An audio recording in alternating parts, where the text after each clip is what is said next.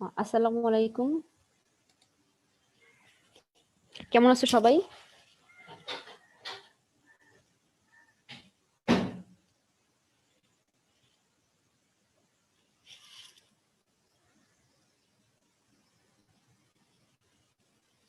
ভাইয়া, আপু, ওয়ালাইকুম আসসালাম সবাইকে। আমার 1 মিনিট লেট হয়ে গেল, সরি এটার জন্য। আচ্ছা, আমাকে খালি একটু বলো যে আমাকে দেখা যাচ্ছে কিনা আর আমার কথা শোনা যাচ্ছে কিনা। ঠিক আছে, তাহলে আমরা পড়া শুরু করে দিব। ওয়ালাইকুম আসসালাম।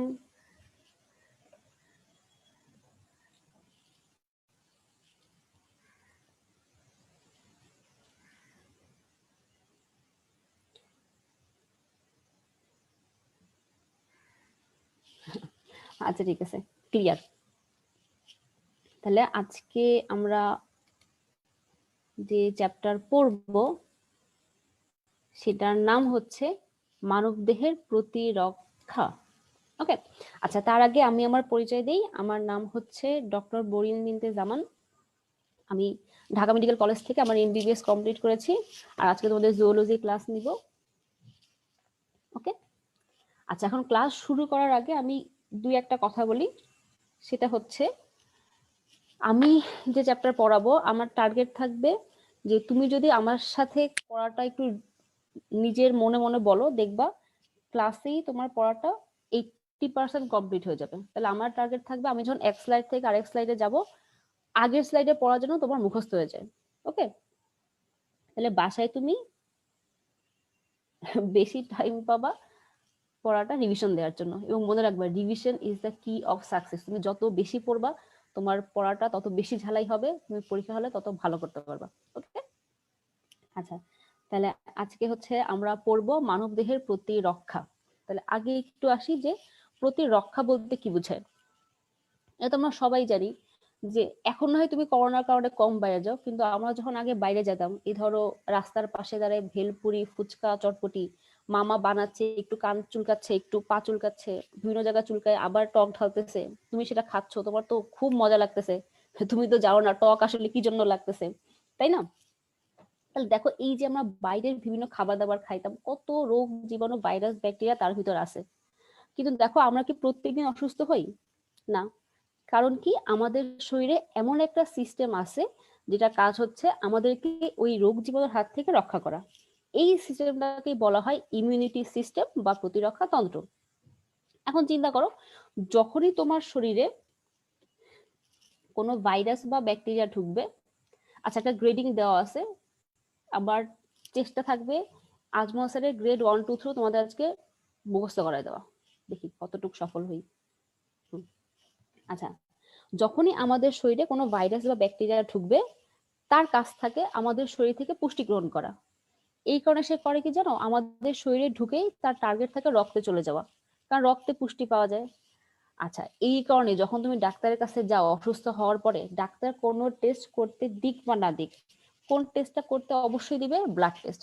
কারণ সব রোগ জীবাণু টার্গেট কই থাকে? ব্লাডে যাওয়া। আচ্ছা, যখন সে রক্তে যাবে তখন রক্তের কিছু স্পেশাল কোষ আছে যারা এই রোগ জীবাণুটাকে ধ্বংসে আমাদের সাহায্য করে। কোন কোষগুলা মনে আছে? রক্তকণিকা 3 প্রকার: লোহিত রক্তকণিকা, শ্বেত রক্তকণিকা, অনুচক্রিকা। না, এর ভিতরে কোন কোষের কাজ জীবাণু ধ্বংস করা? তোমরা পড়ে আসছো, শ্বেত রক্তকণিকা। তাহলে খেয়াল করো, এখানে যে ইমিউন প্রতিরক্ষায় বিভিন্ন কোষের ভূমিকা বলা আছে, এগুলো আসলে কোন কোষ? এগুলো সবই কিন্তু শ্বেত রক্তকণিকা। ওকে, আচ্ছা তাহলে খেয়াল করে দেখো, এখানে তোমার ছকটা দেখে যতই বড় ঝামেলাদায়ক মনে হোক না কেন, পড়ার পর দেখবা পড়াটা একদম ইজি হয়ে গেছে, খুবই সোজা। ওকে, তাহলে আমরা শুরু করি। খেয়াল করে দেখো, প্রথমে কি বলছে, সবগুলোর কাজ খেয়াল করবা কি, একটা কাজ দুইটা করে কোষ করতেছে। যেমন খেয়াল করো, প্রথমে আছে নিউট্রোফিল। দেখো, নিউট্রোফিলের কাজ কি? ফ্যাগোসাইটোসিস। পাওয়া গেছে। এবার আসো একদম নিচের দিকে, ম্যাক্রোফেজ। এর কাজও কি? ফ্যাগোসাইটোসিস। তাহলে ফ্যাগোসাইটোসিস করতেছে কে কে? Neutrophil, macrophage. একদম মাথায় সেট করে ফেলো, কারা ফ্যাগোসাইটোসিস করে? ম্যাক্রোফেজ আর নিউট্রোফিল। ফ্যাগোসাইটোসিস মানে কি, ধরো যখন আমার শরীরে কোনো ভাইরাস ব্যাকটেরিয়া ঢুকবে, তখন ম্যাক্রোফেজ বা নিউট্রোফিল যে জীবাণুটাকে খেয়ে ফেলে। এটা কি বলা হচ্ছে ফ্যাগোসাইটোসিস। একটু খেয়াল করে দেখবা মনোসাইট এর ভিতরে লেখা আছে ম্যাক্রোফেজের অনুরূপ। কারণ কি জানো, এই মনোসাইট আর ম্যাক্রোফেজ না একই কোষ। ধরো এই যে রক্তনালী, এর ভিতরে আছে মনোসাইট। এই মনোসাইট যখন রক্তনালী থেকে বের হয়ে আসবে কোন জীবাণুকে খাওয়ার জন্য, তখন তার নাম হয়ে যায় ম্যাক্রোফেজ। তাহলে মনোসাইট আর ম্যাক্রোফেজ একই কথা। ওকে, তাহলে ফ্যাগোসাইটোসিস করে কে কে? নিউট্রোফিল আর ম্যাক্রোফেজ। আচ্ছা, এবার খেয়াল করো সেকেন্ডটা, বেসোফিল। দেখো কি লেখা আছে, প্রদাহ সৃষ্টিতে হিস্টামিন ও অন্যান্য রাসায়নিক ক্ষরণ। তাহলে খেয়াল করে দেখো হিস্টামিন ক্ষরণ করে কে? বেসোফিল। আবার একদম লাস্টে আসো মাস্ট কোষ, প্রদাহের সঙ্গে জড়িত হিস্টামিন ক্ষরণ। তাহলে হিস্টামিন ক্ষরণ করে দুইটা কোষ। ওকে, একটা হচ্ছে বেসোফিল আর একটা হচ্ছে মাস্ট কোষ, মনে রাখবা। তাহলে খেয়াল করো এই বেসোফিল আর মাস্ট কোষও কিন্তু এক। যখন রক্তনালীর ভিতরে থাকে তখন তার নাম বেসোফিল, যখন সে বের হয়ে আসে তখন তার নাম হয়ে যায় মাস্ট কোষ।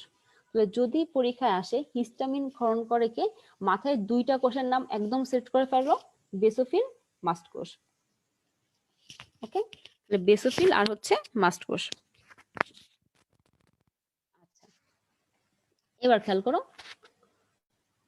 সাইটোটক্সিক টি কোষ পাওয়া গেছে। দেখো নামের ভিতরে আছে টক্সিক, মানে একটা বিষ বিষ ভাব। দেখো এর কাজ কি? এর কাজ হচ্ছে টার্গেট কোষের সাথে যুক্ত হয়ে সরাসরি কোষকে ধ্বংস করা। ওকে, তাহলে দেখো সাইটোটক্সিক এ করে কি, কোন একটা কোষকে টার্গেট করে করে সেই কোষটাকে ধ্বংস করে। এরকম আরেকটা কোষ আছে, সেটা হচ্ছে এনকে কোষ বা ন্যাচারাল কিলার সেল। দেখো এর নামের ভিতরে কিলার কিলার ভাব আছে। তাহলে এর কাজও কি, কোনো কোষের সঙ্গে যুক্ত হয়ে তাকে ধ্বংস করা। ঠিক আছে, তাহলে ভাইরাস আক্রান্ত, এটা আবার একটা স্পেশাল দুইটা কোষের সঙ্গে যুক্ত হয়, সেটা হচ্ছে ভাইরাস আক্রান্ত আর হচ্ছে ক্যান্সার কোষের সাথে। ওকে, তাহলে এখানেও মনে রাখবা টার্গেট, এটা বইয়ে নাই, জাস্ট লিখে রাখো। যদি পরীক্ষায় আসে, যে টার্গেট কোষের সঙ্গে যুক্ত হয়ে কোষকে ধ্বংস করে কে, অ্যান্সার কি হবে? সাইটোটক্সিক টি কোষ। টার্গেট কোষের সাথে যুক্ত হয়ে কোষকে ধ্বংস করে কে, অ্যান্সার কি হবে? সাইটোটক্সিক টি কোষ। আর যদি সাইটোটক্সিক টি কোষ না থাকে তাহলে অ্যান্সার কি হবে? এনকে কোষ। ওকে, আচ্ছা এবার খেয়াল করো হেল্পার টি কোষ। দেখো কি বলছে, হেল্পার টি কোষ সাইটোকাইন ক্ষরণ করে। হেল্পার টি কোষের কাজ কি জানো? নামের ভিতরে আছে হেল্প, এর কাজ হচ্ছে হেল্প করা। তাহলে সে কিভাবে হেল্প করে? সে হচ্ছে বাকি যে কোষ আছে যাদেরকে লাগবে আমার জীবাণু ধ্বংস করতে, সেই কোষগুলোকে সক্রিয় করে। ওকে, এখন কিভাবে সক্রিয় করবে? তার তো হাত পা নাই যে হাত পা দিয়ে ডাকবে, তার কি আছে? সাইটোকাইন আছে, সে সাইটোকাইন দিয়ে ডাকে। তাহলে হেল্পার টি কোষের কাজ কি? সাইটোকাইন ক্ষরণ করা। আর একটা কোষ আছে যেটা সাইটোকাইন ক্ষরণ করে, সেটা হচ্ছে ম্যাক্রোফেজ। লিখে রাখো এখানে, কারণ এটা ভিতরে আরেকটা জায়গা আছে, আমরা এখানেই পড়ে ফেলবো। ঠিক আছে, তাহলে খেয়াল করে দেখো সাইটোকাইন ক্ষরণ করা কার কাজ? সাইটোকাইন ক্ষরণ করবে দুইটা কোষ, একটা হচ্ছে যে হেল্প করতে আসে হেল্পার টি কোষ, আর একটা হচ্ছে ম্যাক্রোফেজ। আচ্ছা, সব তো হয়ে গেল, বাকি আছে একটা, দেখো ইওসিনোফিল। মনে রাখবা ছোট ছোট ভাইরাস ব্যাকটেরিয়াকে ম্যাক্রোফেজ আর নিউট্রোফিল খেয়ে ফেলতে পারে, কিন্তু যেগুলো অনেক বড় জীবাণু, বহুকোষী জীবাণু, সেই রকম জীবাণু ধ্বংস করতে লাগে হচ্ছে ইওসিনোফিল। দেখো নামটাও বড়, কোন জীবাণুকে মারবে? যে জীবাণুগুলো বড় বা বহুকোষী। ওকে, তাহলে কাজ কিন্তু একদম ক্লিয়ার। আমি আরেকবার বলতেছি, একদম মাথা ঠান্ডা করে শুনো, দেখবা পড়া একদম হয়ে গেছে, এখানে মুখস্থ হয়ে গেছে। তাহলে নিউট্রোফিল, ম্যাক্রোফেজ, এই দুইটার কাজ হচ্ছে ফ্যাগোসাইটোসিস। ওকে, ডান। বেসোফিল, মাস্ট কোষ, এদের কাজ হচ্ছে হিস্টামিন ক্ষরণ করা। শেষ। আচ্ছা, এরপরে আসো সাইটোটক্সিক টি কোষ, এনকে কোষ, এদের কাজ হচ্ছে টার্গেট কোষের সাথে যুক্ত হওয়া। ওকে, আচ্ছা এরপর আসো হেল্পার টি কোষ, ম্যাক্রোফেজ, এদের কাজ হচ্ছে সাইটোকাইন ক্ষরণ করা। আর বহুকোষী জীবাণু কে ধ্বংস করবে? ইওসিনোফিল। একটু ক্লিয়ার সবার? আচ্ছা, এবার আসো উৎপত্তি। ওকে, খেয়াল করে দেখো, এই যে প্রথম পাঁচটা যে কোষ, neutrophil, basophil, eosinophil, monocyte, lymphocyte, এই পাঁচটাই কিন্তু আমাদের শ্বেত রক্তকণিকা। ওকে, খেয়াল করে দেখো, এই যে পাঁচটা শ্বেত রক্তকণিকা, এর ভিতর থেকে প্রথম চারটাই আসছে অস্থিমজ্জা থেকে। ওকে, একমাত্র ব্যতিক্রম হচ্ছে লিম্ফোসাইট, যার উৎপত্তি হচ্ছে ভ্রূণীয় স্টেম কোষ। তাহলে এটা অবশ্যই মাথায় রাখবা যে সব শ্বেত রক্তকণিকার মধ্যে একমাত্র লিম্ফোসাইটের উৎপত্তি হচ্ছে ভ্রূণীয় স্টেম কোষ, আর বাকি সবার উৎপত্তি হচ্ছে অস্থিমজ্জা থেকে। ধরো পরীক্ষায় আসলো, নিচের কোন শ্বেত রক্তকণিকার উৎপত্তি স্থল ভ্রূণীয় স্টেম কোষ? Neutrophil, monocyte, basophil, lymphocyte. Answer কি হবে?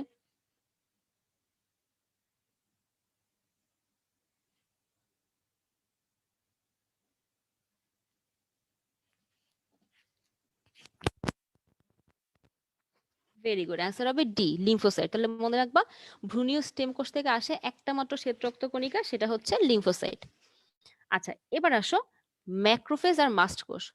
আমি আগেই বলছি যে মনোসাইট যখন রক্তে থাকে তখন তার নাম মনোসাইট, আর যখন সে রক্ত থেকে বের হয়ে আসবে তখন তার নাম হয়ে যায় ম্যাক্রোফেজ। ওকে, তাহলে ম্যাক্রোফেজকে আমরা কোথায় পাবো? সমস্ত টিস্যু আর অঙ্গে।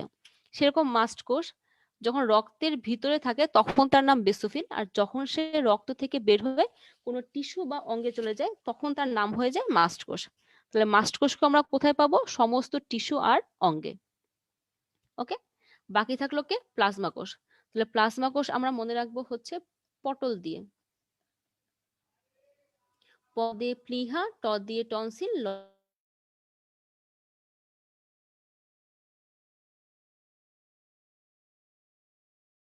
নাম আছে। এটা কিন্তু আমরা সবসময় বলি, যেখানে তিনটা জায়গার নাম পাবা, তিনটা উদাহরণ পাবা, তিনটা বৈশিষ্ট্য পাবা, মনে রাখবা সেটাই ভর্তি পরীক্ষার জন্য মোস্ট ইম্পর্টেন্ট। ওকে, কারণ কি এখান থেকে কোশ্চেন করা অনেক ইজি। ধরো পরীক্ষা আসলো, নিচের কোথায় প্লাজমা কোষ পাওয়া যায় না? প্লিহা, টনসিল, অস্থিমজ্জা, লসিকা গ্রন্থি। অ্যান্সার কি হবে?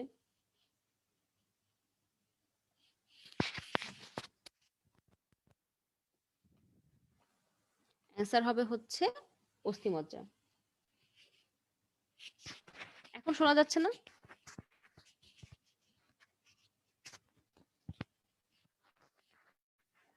একটা সেকেন্ড দাঁড়াও।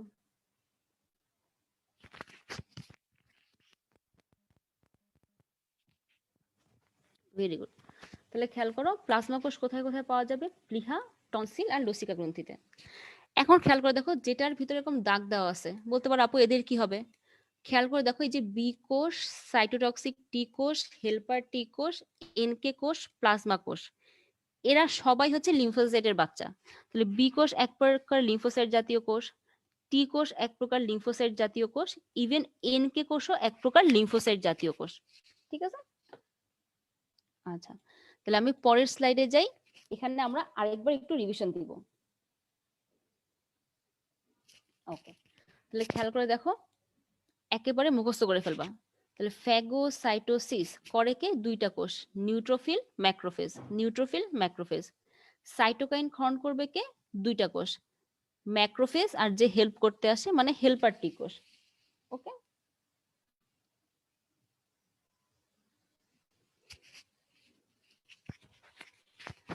আচ্ছা, হিস্টামিন তৈরি করে কে? দুইটা কোষ, বেসোফিল আর একটা হচ্ছে মাস্ট কোষ।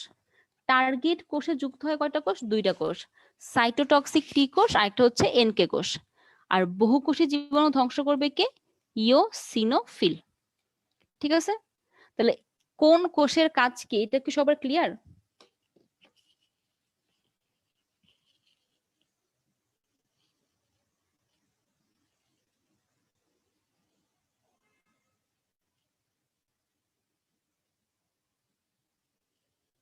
তো এই স্লাইডটা আমি রাখলাম, একটু 10টা সেকেন্ড এই স্লাইডটা পড়ো, পরে কাজগুলো মাথায় ঢুকায় ফেলো। Phagocytosis, neutrophil, microphage. সাইটোকাইন ক্ষরণ, ম্যাক্রোফেজ, হেল্পার টি কোষ। হিস্টামিন তৈরি, বেসোফিল, মাস্ট কোষ। টার্গেট কোষের সঙ্গে যুক্ত হবে কে? সাইটোটক্সিক টি কোষ, এনকে কোষ। আর বহুকোষী জীবাণু কে ধ্বংস করবে? ইওসিনোফিল।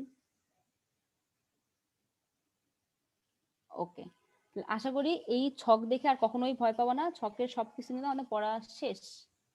সোনার বাংলাদেশ। এখন আমি পরের স্লাইডে যাই।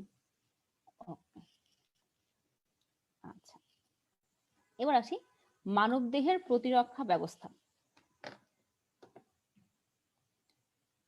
এখান থেকে আমাদের দুইটা জিনিস জানতে হবে।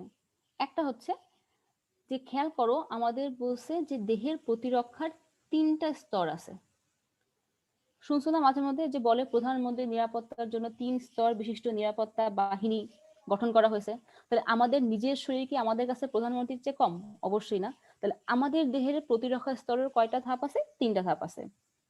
ঠিক আছে? আচ্ছা, এখন খেয়াল করো কি কি? প্রথম প্রতিরক্ষা স্তর, দ্বিতীয় প্রতিরক্ষা স্তর, তৃতীয় প্রতিরক্ষা স্তর। মনে রাখবা এর ভিতর প্রথম আর দ্বিতীয় প্রতিরক্ষা স্তরকে বলা হয় সহজাত প্রতিরক্ষা। কি হয়? ধরো একটা কোষ, একটা জীবাণু, যাকে আমরা এন্টিজেন বলি, ভাইরাস বা ব্যাকটেরিয়া, সে আমাদের শরীরে প্রবেশ করার চেষ্টা করতেছে। আচ্ছা, এর চেয়ে জোরে বললে না আমার গলা ছিঁড়ে যাবে। আচ্ছা, খেয়াল করে দেখো, যখনই কোনো জীবাণু আমাদের শরীরে প্রবেশ করার চেষ্টা করবে, সবার আগে বাধা দেয় প্রথম প্রতিরক্ষা স্তর। ধরো জীবাণু তোমার রক্তে প্রবেশ করে ফেলছে, ঠিক আছে, তখন কাজ করবে দ্বিতীয় প্রতিরক্ষা স্তর। আচ্ছা, এই জীবাণুকে মারার জন্য তৈরি হয় অ্যান্টিবডি আর টি কোষ। এই দুইটাকে বলা হয় তৃতীয় প্রতিরক্ষা স্তর। এখন খেয়াল করে দেখো, এই প্রথম আর দ্বিতীয় প্রতিরক্ষা স্তর কিন্তু তোমার জন্ম থেকেই ছিল, তাই না? এই কারণে প্রথম আর দ্বিতীয় স্তরকে বলা হয় সহজাত প্রতিরক্ষা। মনে রাখবা, জাত মানে হচ্ছে জন্ম, আর সহ মানে হচ্ছে সাথে বা থেকে। এই কারণে প্রথম আর দ্বিতীয় প্রতিরক্ষা স্তরকে বলা হয় সহজাত প্রতিরক্ষা স্তর। কিন্তু খেয়াল করে দেখো, এই তৃতীয় প্রতিরক্ষা স্তরে যেটা, অর্থাৎ অ্যান্টিবডি, আমি পড়ার সুবিধার জন্য শুধু অ্যান্টিবডিকে ধরে নিলাম, এই অ্যান্টিবডি কি আগে তোমার ছিল? ছিল না। যখন জীবাণু রক্তে প্রবেশ করছে তারপরে যে অ্যান্টিবডি তৈরি হয়, এই কারণে অ্যান্টিবডি বা তৃতীয় প্রতিরক্ষা স্তরকে বলা হয় অর্জিত প্রতিরক্ষা। ওকে, আচ্ছা, এখন আরেকটা জিনিস জানতে হবে যে এই প্রথম আর দ্বিতীয় প্রতিরক্ষা স্তরকে বলা হয় নন স্পেসিফিক। কারণ কি জানো, ভাইরাস ঢুকুক, ব্যাকটেরিয়া ঢুকুক, যাই ঢুকুক না কেন, সবার জন্যই প্রথম আর দ্বিতীয় প্রতিরক্ষা স্তর কাজ করবে। কিন্তু এই তৃতীয় প্রতিরক্ষা স্তরকে বলা হয় স্পেসিফিক, অর্থাৎ সে কিছুটা আমি তোমার তুমি আমার এই মনোভাবে চলে।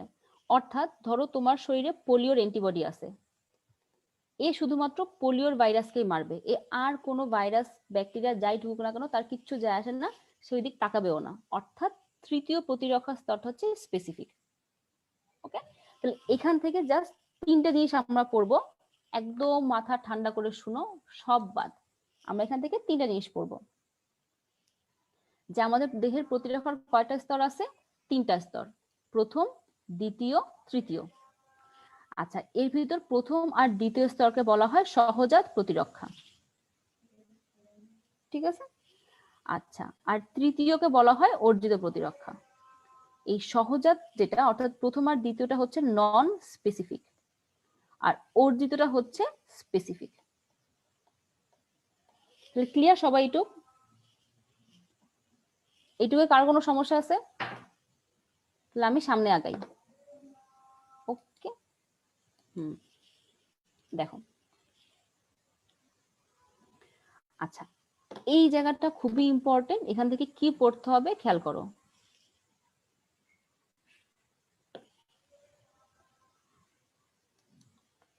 এই দেখো, আচ্ছা, এখন আমাদের জানতে হবে যে প্রথম প্রতিরক্ষা স্তরে কোন কোন উপাদান আছে, দ্বিতীয় প্রতিরক্ষা স্তরে কোন কোন উপাদান আছে।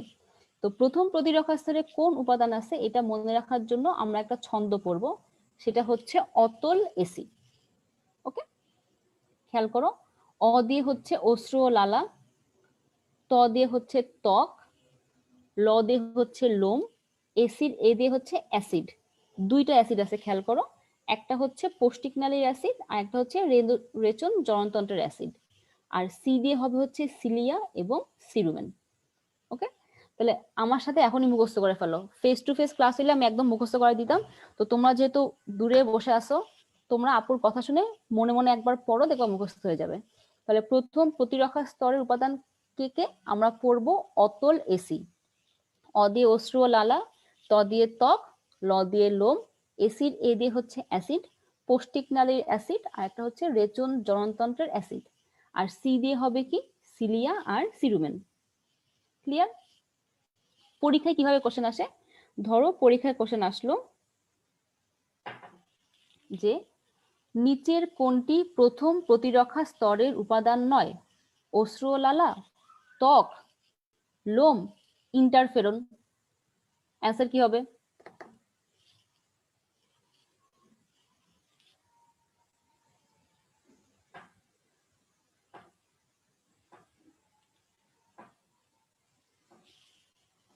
ভেরি গুড, অ্যান্সার কি হবে? ইন্টারফেরন। তাহলে শুনো, যখন পড়বা তুমি এভাবেই পড়বা যে এখান থেকে কি কোশ্চেন আসতে পারে, ঠিক আছে? তাহলে অশ্রুলালা, ত্বক, লোম, পৌষ্টিক নালীর অ্যাসিড, রেচন জনতন্ত্রের অ্যাসিড, সিলিয়া এবং cerumen. Very good. Shanta Islam যারা অ্যান্সার দিছো, ভেরি গুড। আচ্ছা, এবার খেয়াল করো 4 নাম্বার পয়েন্টটা। এখান থেকে আমরা কি পড়বো? দেখো অশ্রুলালার সেকেন্ড লাইনে দেওয়া আছে যে অশ্রুলালায় একটা এনজাইম থাকে যার নাম হচ্ছে লাইসোজাইম। ওকে, এই লাইসোজাইম এনজাইম কি হিসেবে কাজ করে? ব্যাকটেরিয়া নাশক। খুবই ইম্পর্টেন্ট, পরীক্ষায় আসে অশ্রুলালায় কোন এনজাইম রয়েছে যা ব্যাকটেরিয়া নাশক হিসেবে কাজ করে? অ্যান্সার কি হবে? লাইসোজাইম। আচ্ছা, এরপরে খেয়াল করো সিরুমেন। তোমরা যদি এখন সবাই কানের ভিতর হাত ঢুকাও, ঢুকাই একটু মোচড় দাও, তারপর হাতটা সামনে আনো, দেখবা হাতের ভিতর বাদামি বাদামি ময়লা আছে। এটা আসলে কিসের জন্য আছে জানো? এই কানের ভিতরে আমাদের একটা গ্রন্থি আছে যার নাম হচ্ছে সিরুমিনাস গ্রন্থি। এই সিরুমিনাস গ্রন্থি থেকে নিঃসৃত হবে সিরুমেন। এই সিরুমেন হচ্ছে একটা মোমের মতো পদার্থ, অর্থাৎ যখন কানের ভিতর দিয়ে ধুলাবালি ঢুকে সিরুমেন করে কি সেই ধুলাবালিকে আটকায় ফেলে। ওকে, তাহলে খেয়াল করে দেখো সিরুমেন কোথায় আছে? কানের ভিতর। পরীক্ষা এটাই আসে যে সিরুমিনাস গ্রন্থি কই পাওয়া যায়? চোখ, কান, নাক, মুখ। অ্যান্সার কি হবে? কান। ওকে, আচ্ছা, এরপর খেয়াল করো পৌষ্টিক নালীর অ্যাসিড। এটা তোমরা পরিপাক চ্যাপ্টারে অবশ্যই পড়ে আসছো যে আমাদের পাকস্থলীতে একটা শক্তিশালী অ্যাসিড আছে যার নাম হচ্ছে হাইড্রোক্লোরিক অ্যাসিড। ওকে, তাহলে পাকস্থলীতে কোন অ্যাসিড বিদ্যমান? Hydrochloric acid. আচ্ছা, এরপরে খেয়াল করো রেচন জনন তন্ত্রের অ্যাসিড। তাহলে আমাদের যোনিতে যে ব্যাকটেরিয়া আছে, ভালো ব্যাকটেরিয়া গুলা, তারাও এক প্রকার অ্যাসিড তৈরি করে যার নাম হচ্ছে ল্যাকটিক অ্যাসিড। তাহলে রেচন জননতন্ত্রে কোন অ্যাসিড থাকবে? Lactic acid.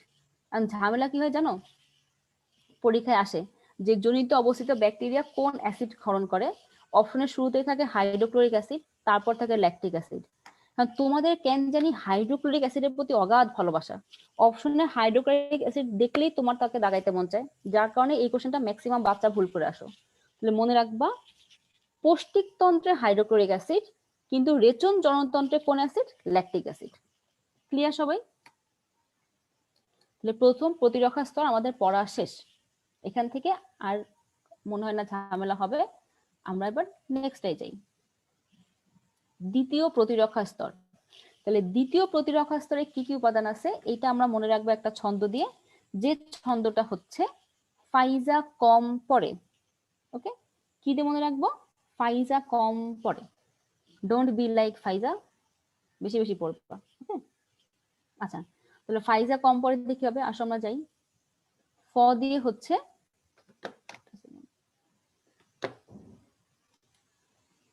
খেয়াল করে দেখো, ফ দিয়ে হবে হচ্ছে ফ্যাগোসাইট।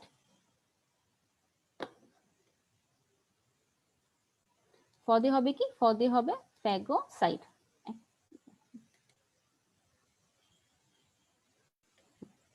ঈদে হবে হচ্ছে ইন্টারফেরন। দেখো 5 নম্বরে আছে। ঈদে কি হবে? ঈদে হবে ইন্টারফেরন। আচ্ছা, জ দিয়ে হবে হচ্ছে জ্বর। দেখো 6 নম্বরে আছে। ক দিয়ে হবে কমপ্লিমেন্ট সিস্টেম। দেখো 4 নম্বরে আছে। ম দিয়ে হবে মারণ কোষ। দেখো 2 নম্বরে আছে, সহজাত মারণ কোষ। ওকে, আর প দিয়ে হবে হচ্ছে প্রদাহ। পাওয়া গেছে? আচ্ছা, এই ফাইজা ফ্রম ক্ষুধা লাগছে কে আগের ক্লাস একদম বসছিল। হ্যাঁ, যাই হোক, এই সব এখানে কমেন্ট করার জিনিস না। তারপরেও তো দেখো ফ্যাগোসাইট। এখন খেয়াল করো এখান থেকে আমরা কি কি পড়বো? ফ্যাগোসাইট। তাহলে ফ্যাগোসাইট কারা? আমরা আগেই জানছি, যারা ফ্যাগোসাইটোসিস করে, যেমন নিউট্রোফিল আর হচ্ছে ম্যাক্রোফেজ। আচ্ছা, একটা কোশ্চেন ধরে নেই। তাহলে আমরা কি জানি? দ্বিতীয় প্রতিরক্ষা স্তর হচ্ছে ফাইজা কম পড়ে। ফ্যাগোসাইট, ইন্টারফেরন, জ্বর, ক দিয়ে কমপ্লিমেন্ট, ম দিয়ে মানন কোষ, প দিয়ে প্রদাহ। ধরো পরীক্ষা আসলো, নিচের কোনটি দ্বিতীয় প্রতিরক্ষা স্তরের অন্তর্ভুক্ত নয়? ফ্যাগোসাইট, ইন্টারফেরন, অশ্রু লালা, জ্বর। অ্যান্সার কি হবে? বলেন বলেন। ফ্যাগোসাইট, ইন্টারফেরন, অশ্রু লালা, জ্বর। খুব ফেমাস। ভেরি গুড আতিকা, আরশি, শান্তা ইসলাম, গুড। ওকে, তাহলে আমরা পারবো। এখন আসি ফ্যাগোসাইটকে নিউট্রোফিল আর ম্যাক্রোফেজ, আমরা পড়ে আসছি প্রথম ছকে। আচ্ছা, এরপর আসো সহজাত মারণ কোষ, মানে ন্যাচারাল কিলার সেল বা এনকে সেল। এটাও আমরা পড়ে আসছি যে এনকে সেল হচ্ছে এক ধরনের লিম্ফোসাইট জাতীয় কোষ, তাই না? আচ্ছা, এবার আসো 4 নাম্বার, কমপ্লিমেন্ট সিস্টেম বা কমপ্লিমেন্ট। দেখো সেকেন্ড লাইনটা খুবই ইম্পর্টেন্ট। কমপ্লিমেন্ট কয় ধরনের প্লাজমা প্রোটিন নিয়ে গঠিত? 20 ধরনের। ঠিক আছে, তাহলে কমপ্লিমেন্ট 20 ধরনের প্লাজমা প্রোটিন নিয়ে গঠিত। এবার আসি 5 নাম্বার, ইন্টারফেরন। দেখো সেকেন্ড লাইনটা, ইন্টারফেরন এক প্রকার ক্ষুদ্র গ্লাইকোপ্রোটিন। খুবই খুবই খুবই ইম্পর্টেন্ট, দাগ দিয়ে রাখো। ইন্টারফেরন কি? এক প্রকার ক্ষুদ্র গ্লাইকোপ্রোটিন। এটা হয় কি জানো? ধরো কোনো একটা কোষে ভাইরাস আক্রমণ করলো, মনে রাখবা ভাইরাস, এখানে কিন্তু আমি ব্যাকটেরিয়ার কথা বলতেছি না। কোন একটা কোষে কি আক্রমণ করলো? ভাইরাস আক্রমণ করলো, তখন ওই কোষ থেকে নিঃসৃত হয় ইন্টারফেরন। ইন্টারফেরন কি? ইন্টারফেরন হচ্ছে এক প্রকার ক্ষুদ্র গ্লাইকোপ্রোটিন। কোনো কোষে যদি ভাইরাস আক্রমণ করে, তাহলে সেই ভাইরাস আক্রান্ত কোষ থেকে নিঃসৃত হবে ইন্টারফেরন। আচ্ছা, এবার আসি জ্বর, মোস্ট ইম্পর্টেন্ট। জ্বর মানে কি বলতো? জ্বর মানে হচ্ছে দেহের তাপমাত্রা বৃদ্ধি পাওয়া। তাহলে দেহের স্বাভাবিক তাপমাত্রা কত? 97 থেকে 99 ডিগ্রি ফারেনহাইট বা 36 থেকে 37.2 ডিগ্রি সেলসিয়াস। কারণ পরীক্ষা আসবে দেহের স্বাভাবিক তাপমাত্রা কত, অপশনের শুরুতেই থাকবে 97 থেকে 99 ডিগ্রি সেলসিয়াস। আর তোমরা করবা কি, এক্সাইটমেন্টের চোটে 97 দেখে অপশন দাগায় দিয়ে আসো, লাস্টে ফারেনহাইট না সেলসিয়াস এটা দিক তোমরা তাকাও না। তারপর তো এসে বলবা হ্যাঁ আমার তো 99টাই হয়েছিল, আমি কেন 59 পাইলাম? বুঝছো? এই কারণে যখন অপশন দেখবা খুব সুন্দর মতো দেখবা, ঠিক আছে? দেহের স্বাভাবিক তাপমাত্রা কত? 97 থেকে 99 ডিগ্রি ফারেনহাইট বা 36 থেকে 37.2 ডিগ্রি সেলসিয়াস। হয় কি, ধরো এই যে একটা ব্যাকটেরিয়া, এটাকে করবে কি, ম্যাক্রোফেজ এসে খেয়ে ফেলবে। আচ্ছা, খেয়ে ফেলার পর ম্যাক্রোফেজ দেখবে যে আচ্ছা আমি তো একটা ব্যাকটেরিয়াকে খাইলাম, কিন্তু এরকম তো অনেক জীবাণু আছে, কারণ আমার তো সাহায্য লাগবে, তাই না? তখন ম্যাক্রোফেজ করবে কি, এক প্রকার রাসায়নিক পদার্থ নিঃসৃত করবে যার নাম হচ্ছে পাইরোজেন। তাহলে খেয়াল করে দেখো, পাইরোজেন নিঃসৃত করে কে? ম্যাক্রোফেজ। এই পাইরোজেন হচ্ছে এক প্রকার পলিপেপটাইড, মনে রাখবা প প, পাইরোজেন পলিপেপটাইড। ওকে, আচ্ছা এখন হয় কি, খেয়াল করে দেখো, এই পাইরোজেন চলে যাবে মস্তিষ্কে। মস্তিষ্কের কোথায়? হাইপোথ্যালামাসে। তাহলে পাইরোজেন কোথায় চলে যাবে? মস্তিষ্কের হাইপোথ্যালামাসে। আচ্ছা, তো যখনই হাইপোথ্যালামাস পাইরোজেনকে দেখবে, তখনই হাইপোথ্যালামাস বুঝবে যে নিশ্চয়ই কোথাও না কোথাও কোনো গন্ডগোল হয়েছে। তো তখন হাইপোথ্যালামাস করবে কি, দেহের তাপমাত্রা বাড়াই দিবে। এই যে দেহের তাপমাত্রা বাড়াই দিল, এটাকে বলা হয় জ্বর।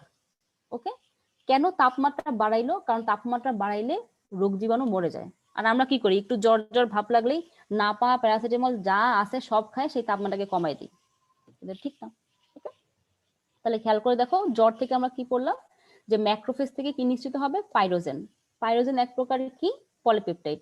এই পাইরোজেন কোথায় যাবে? হাইপোথ্যালামাসে। ওকে, শুনো, যখন তুমি পড়বা তখন তুমি স্টুডেন্টের মতো করে না, তখন তুমি টিচারের মতো করে চিন্তা করবা যে আমি এখান থেকে কোশ্চেন করলে আমি কি কোশ্চেন করতাম, বা অপশনে আমি এমন কি চেঞ্জ করতাম যাতে স্টুডেন্টরা ভুল করে। তো তুমি হাইপোথ্যালামাসকে থ্যালামাস করতে পারো, তাই না? ফারেনহাইটকে সেলসিয়াস করতে পারো। তো যখন তুমি টিচারের মতো করে চিন্তা করবা, তখন কিন্তু তুমি অপশন দেখে কম কনফিউজড হবা। তো যখন পড়বা একদম টিচারের মতো করে ভাববা যে আমি যদি টিচার হইতাম রে বাবা, আমি এই এই ভুল করাইতাম তোমাদেরকে দিয়ে। বুঝছো? আচ্ছা, তাহলে খেয়াল করো, দ্বিতীয় প্রতিরক্ষা স্তরের উপাদান কারা? আমরা একবার শর্টকাট রিভিশন দিয়ে দিই। ফাইজা কম পড়ে, ফ দিয়ে ফ্যাগোসাইট, ই দিয়ে ইন্টারফেরন, জ দিয়ে জ্বর, ক দিয়ে কমপ্লিমেন্ট, ম দিয়ে মারণ কোষ, আর প দিয়ে হচ্ছে প্রদাহ। ফ্যাগোসাইট কারা? আমরা জানি ম্যাক্রোফেজ আর নিউট্রোফিল। ইন্টারফেরন এক প্রকার কি ক্ষুদ্র গ্লাইকোপ্রোটিন, কি হিসেবে ক্ষরিত হয়? ভাইরাস আক্রান্ত কোষ থেকে ক্ষরিত হয়। জ্বর কি হয়, কি জন্য জ্বর আসে? পাইরোজেনের কারণে। পাইরোজেন কোত্থেকে আসবে? ম্যাক্রোফেজ থেকে। পাইরোজেন এক প্রকার কি পলিপেপটাইড। পাইরোজেন মস্তিষ্কের কোন অংশের পরিবর্তন ঘটায়? হাইপোথ্যালামাস। এবার আসো কমপ্লিমেন্ট সিস্টেম। তাহলে কমপ্লিমেন্ট কয় ধরনের প্লাজমা প্রোটিন দিয়ে গঠিত? 20টা। এবার আসি মারণ কোষ বা সহজাত মারণ কোষ বা এনকে সেল। এটা কি? এটা হচ্ছে লিম্ফোসাইট জাতীয় কোষ। ওকে, তাহলে যেটুক পড়াইলাম, প্রথম ছক, প্রথম প্রতিরক্ষা স্তর, দ্বিতীয় প্রতিরক্ষা স্তর, এইটুক থেকে কারো কোনো সমস্যা আছে বা এইটুক ক্লিয়ার সবার? যদি ক্লিয়ার হয় তাহলে একটু বলো যে আপু ক্লিয়ার।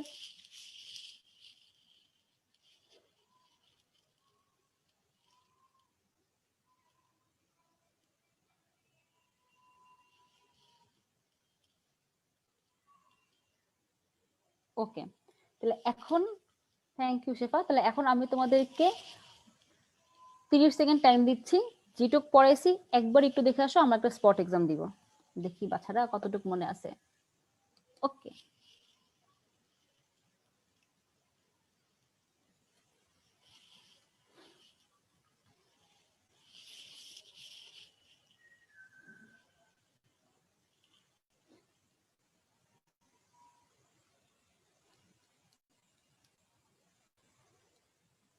ওকে, তাহলে আমরা একটা স্পট এক্সাম দিয়ে ফেলি।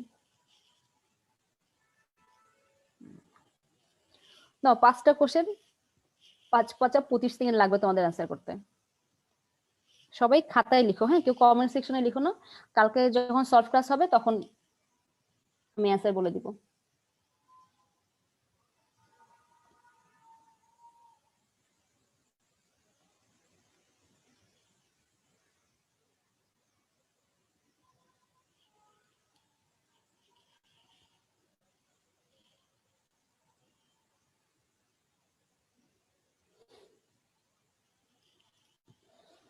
আচ্ছা,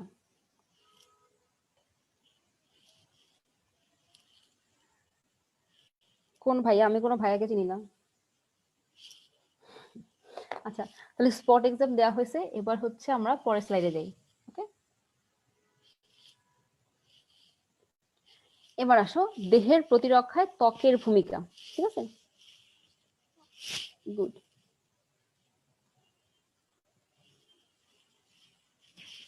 আসো,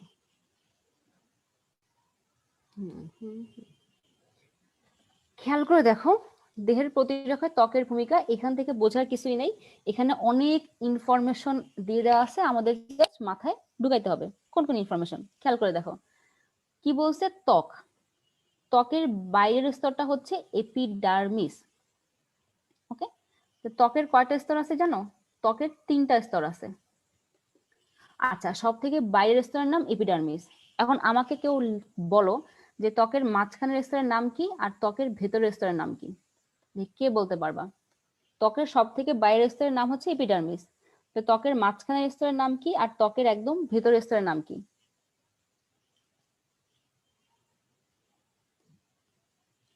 দেখি কে বলতে পারো। সোজা কোশ্চেন, একদম ইজি কোশ্চেন। মেসোডার্মিস। আর ভেতরেরটা?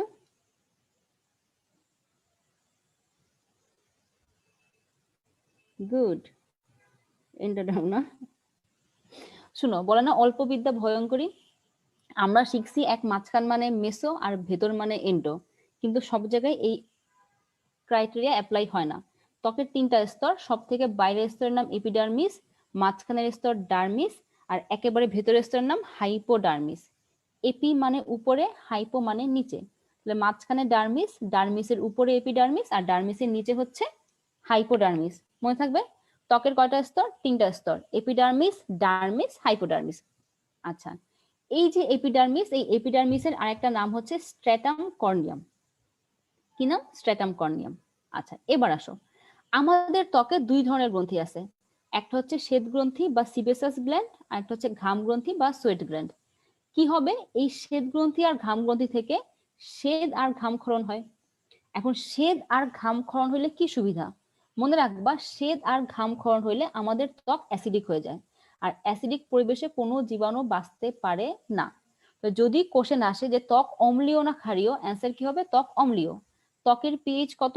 3 থেকে 5। একেবারে মাথায় সেট করে ফেলো, ত্বকের পিএইচ কত? 3 থেকে 5। আচ্ছা, এই ঘাম গ্রন্থি আর শ্বেত গ্রন্থির ক্ষরণে এক প্রকার অ্যান্টিবায়োটিকও থাকে যার নাম হচ্ছে ডার্মিসাইডিন। মনে রাখবা, ডার্মিস মানে তো ত্বক, তাহলে এই ত্বকে এই অ্যান্টিবায়োটিক আছে দেখে তার নাম হচ্ছে ডার্মিসাইডিন। ওকে, আচ্ছা এরপরে আসো নিচের দিকে, কি বলছে? দেহের সিক্ত অংশ বা ভেজা জায়গাগুলোতে ব্যাকটেরিয়ার সংক্রমণের ঝুঁকি বেশি থাকে, এই কারণে ওইসব জায়গায় ব্যাকটেরিয়া নাশকও থাকে। যেমন খেয়াল করো, অশ্রু, নাসিকা ঝিল্লি আর লালা, এখানে কি আছে? লাইসোজাইম। এখন খেয়াল করে দেখো, আমরা আগেই পড়ছিলাম যে অশ্রু ও লালায় লাইসোজাইম আছে, এখন আরেকটা অ্যাড হইলো, সেটা হচ্ছে নাসিকা ঝিল্লি। 3টা হয়ে গেল, মানে খুবই ইম্পর্টেন্ট। ধরো পরীক্ষা আসলো, নিচের কোথায় লাইসোজাইম পাওয়া যায় না? অশ্রু, নাসিকা ঝিল্লি, লালা, শ্বাসনালী। অ্যান্সার কি হবে? শ্বাসনালী। ঠিক আছে, তাহলে কোথায় কোথায় লাইসোজাইম পাওয়া যায় সেটা হচ্ছে অশ্রু, নাসিকা ঝিল্লি, লালা। সিমেনে কি থাকে? স্পার্মিন। দুধে কি থাকে? ল্যাক্টোপার অক্সিডেজ। দুধে কি থাকবে? ল্যাক্টোপার অক্সিডেজ। ওকে, আচ্ছা এরপরে খেয়াল করো, কানের ভিতরে সিরুমিনাস গ্রন্থি থাকে, এটা আমরা আগেই পড়ে আসছি যে সিরুমিনাস গ্রন্থি কোথায় থাকবে? কানের ভেতরে। তাহলে আমি এই পেজ থেকে যা যা পড়াইছি একবার বলতেছি, সবাই কানটা খুলে চোখটা বন্ধ করো, বন্ধ করে আমার পড়াটা শুনো, দেখবা পড়া মুখস্থ হয়ে গেছে। একদম ইজি। প্রথমে আমরা কি পড়ছি? যে ত্বকের 3টা স্তর আছে, সব থেকে বাইরের স্তরের নাম এপিডার্মিস, মাঝখানের স্তর ডার্মিস, একেবারে ভেতরের স্তর হাইপোডার্মিস। ত্বকের যে বাইরের স্তর এপিডার্মিস, তার আরেকটা নাম কি? স্ট্র্যাটাম কর্নিয়াম। শেষ। আচ্ছা এরপরে খেয়াল করে দেখো, এরপর কি বলছি? যে আমাদের ত্বকে 2 ধরনের গ্রন্থি আছে, একটা হচ্ছে শ্বেত গ্রন্থি আর একটা হচ্ছে ঘাম গ্রন্থি। কি হয়? এই শ্বেত গ্রন্থি আর ঘাম গ্রন্থি থেকে শ্বেত আর ঘাম ক্ষরণ হয়। শ্বেত মানে হচ্ছে তেল, ঘুমতে করে দেখো না ত্বক তেল তেল হয়ে যায়, ওইটা শ্বেত গ্রন্থির ক্ষরণ। আচ্ছা কি লাভ? এই শ্বেত আর ঘাম গ্রন্থির ক্ষরণের কারণে আমাদের ত্বক অম্লীয় হয়ে যায়। তাহলে ত্বক অম্লীয় না ক্ষারীয়? অম্লীয়। ত্বকের পিএইচ কত? 3 থেকে 5।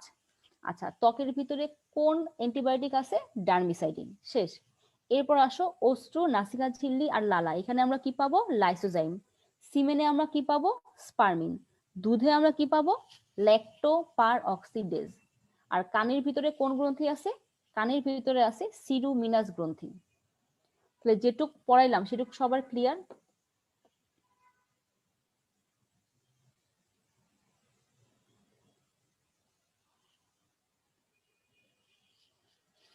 ওকে, তাহলে আমি পরের স্লাইডে যাই। ঠিক আছে, আচ্ছা এবার আসো, খাদ্যদ্রব্যের ব্যাকটেরিয়া ধ্বংসে পরিপাক নালীর অ্যাসিড আর এনজাইমের ভূমিকা। এখান থেকে আমাদের কি কি পড়তে হবে দেখো, আমরা কি পড়লাম? যে লাইসোজাইম ব্যাকটেরিয়া ধ্বংস করে, তাই তো? এখন আমাদের জানতে হবে এই যে একটা লাইসোজাইম সে কোন কোন ব্যাকটেরিয়া ধ্বংস করে। খেয়াল করে দেখো, 3টা ব্যাকটেরিয়ার নাম আছে, এই 3টা ব্যাকটেরিয়ার নাম আমরা মনে রাখবো বেস্ট দিয়ে। ব দিয়ে ব্যাসিলাস, শর্ট দিয়ে স্টেফিলোকক্কাস, শর্ট দিয়ে স্ট্রেপ্টোকক্কাস। ওকে, তাহলে লাইসোজাইম কোন কোন ব্যাকটেরিয়া ধ্বংস করবে? 3টা ব্যাকটেরিয়া, ব্যাসিলাস, স্ট্রেপ্টোকক্কাস, স্টেফিলোকক্কাস। ধরো পরীক্ষা আসলো, নিচের কোন ব্যাকটেরিয়া লাইসোজাইম ধ্বংস করে না? Bacillus, streptococcus, staphylococcus, candida. তখন অ্যান্সার কি হবে? Bacillus, staphylococcus, streptococcus, candida. কোন ব্যাকটেরিয়াকে লাইসোজাইম ধ্বংস করে না? তাহলে ক্যান্ডিডা। Very good. আচ্ছা এরপরে খেয়াল করো, তোমরা পরিপাক চ্যাপ্টারে পড়ে আসছো, ভেরি গুড মরিয়ম শিমলা। ওকে, আমরা পরিপাক চ্যাপ্টারে পড়ছিলাম যে আমাদের লালা হচ্ছে অম্লীয়, তাই না? এখন মনে রাখবা, অম্ল বা অ্যাসিড তোমার দাঁতের জন্য ক্ষতিকর। তাহলে দাঁতকে সেই অ্যাসিডের হাত থেকে বা সেই ক্ষয়ের হাত থেকে রক্ষা করার জন্য একটা ক্ষার মুখের ভিতর আছে যার নাম হচ্ছে হাইড্রোজেন কার্বনেট আয়ন। খুবই খুবই খুবই ইম্পর্টেন্ট। ওকে, তাহলে খেয়াল করে দেখো, সৃষ্টিকর্তা আমাদের কত ব্যালেন্স করে বানাইছে। মুখে ব্যাকটেরিয়া ধ্বংস করার জন্য লালাকে করে দিছে অম্লীয়, আবার সেই অম্লের হাত থেকে দাঁতকে রক্ষা করার জন্য কি দিয়ে দিছে? Hydrogen carbonate ion. আচ্ছা এবার আসো পাকস্থলী। আমরা কি বলছিলাম? যে পাকস্থলীতে একটা শক্তিশালী অ্যাসিড আছে যেটা হচ্ছে হাইড্রোক্লোরিক অ্যাসিড। তোমরা অবশ্যই এটা পরিপাক চ্যাপ্টারে পড়ছো যে এই হাইড্রোক্লোরিক অ্যাসিড কোন কোষ থেকে তৈরি হবে, প্যারাইটাল বা অক্সিনটিক কোষ। খুবই খুবই খুবই ইম্পর্টেন্ট, প্রত্যেক বছর ভর্তি পরীক্ষায় এই কোশ্চেনটা থাকেই, হয় ডিউর পরীক্ষায় আসে, নয়তো মেডিকেলের পরীক্ষায় আসে, নয়তো যে কোনো একটা ভার্সিটির ভর্তি পরীক্ষায় এই কোশ্চেনটা থাকেই। তাহলে খেয়াল করে দেখো কোন কোষ থেকে হাইড্রোক্লোরিক অ্যাসিড ক্ষরিত হবে, অ্যান্সার কি হবে, প্যারাইটাল বা অক্সিনটিক। আচ্ছা, হাইড্রোক্লোরিক অ্যাসিড একটা শক্তিশালী অ্যাসিড, তাহলে পাকস্থলীর পিএইচ কত, 1 থেকে 2, একদম মুখস্থ করে ফেলো, পাকস্থলীর পিএইচ কত, 1 থেকে 2। আচ্ছা, আবার নিচে কি আছে, পিত্তরসের কথা আছে, পিত্তরস যকৃত থেকে ক্ষরিত হয় আমরা জানি। এই পিত্তরসের পিএইচ কত, পিত্তরসের পিএইচ হচ্ছে 8। ওকে, তাহলে এখান থেকে যা যা পড়লাম একদম মাথায় ঢুকায় ফেলো। লাইসোজাইম কি করে, 3টা ব্যাকটেরিয়া ধ্বংস করে, ব্যাসিলাস, স্টেফাইলোককাস, স্ট্রেপ্টোকক্কাস। শেষ। আচ্ছা, দাঁতকে অ্যাসিডের হাত থেকে রক্ষা করার জন্য কি আছে, হাইড্রোজেন কার্বনেট আয়ন। শেষ। আচ্ছা, পাকস্থলী অ্যাসিডিক মানে অম্লীয় না ক্ষারীয়, অবশ্যই অম্লীয়। এখানে কোন অ্যাসিড আছে, হাইড্রোক্লোরিক অ্যাসিড। কোন কোষ থেকে ক্ষরিত হয়, প্যারাইটাল বা অক্সিনটিক। পিএইচ কত, 1 থেকে 2। শেষ। আচ্ছা, পিত্তরস অম্লীয় না ক্ষারীয়, ক্ষারীয়, এর পিএইচ কত, 8। শেষ। তাহলে এই পেজ থেকে যা যা পড়লাম ক্লিয়ার সবার?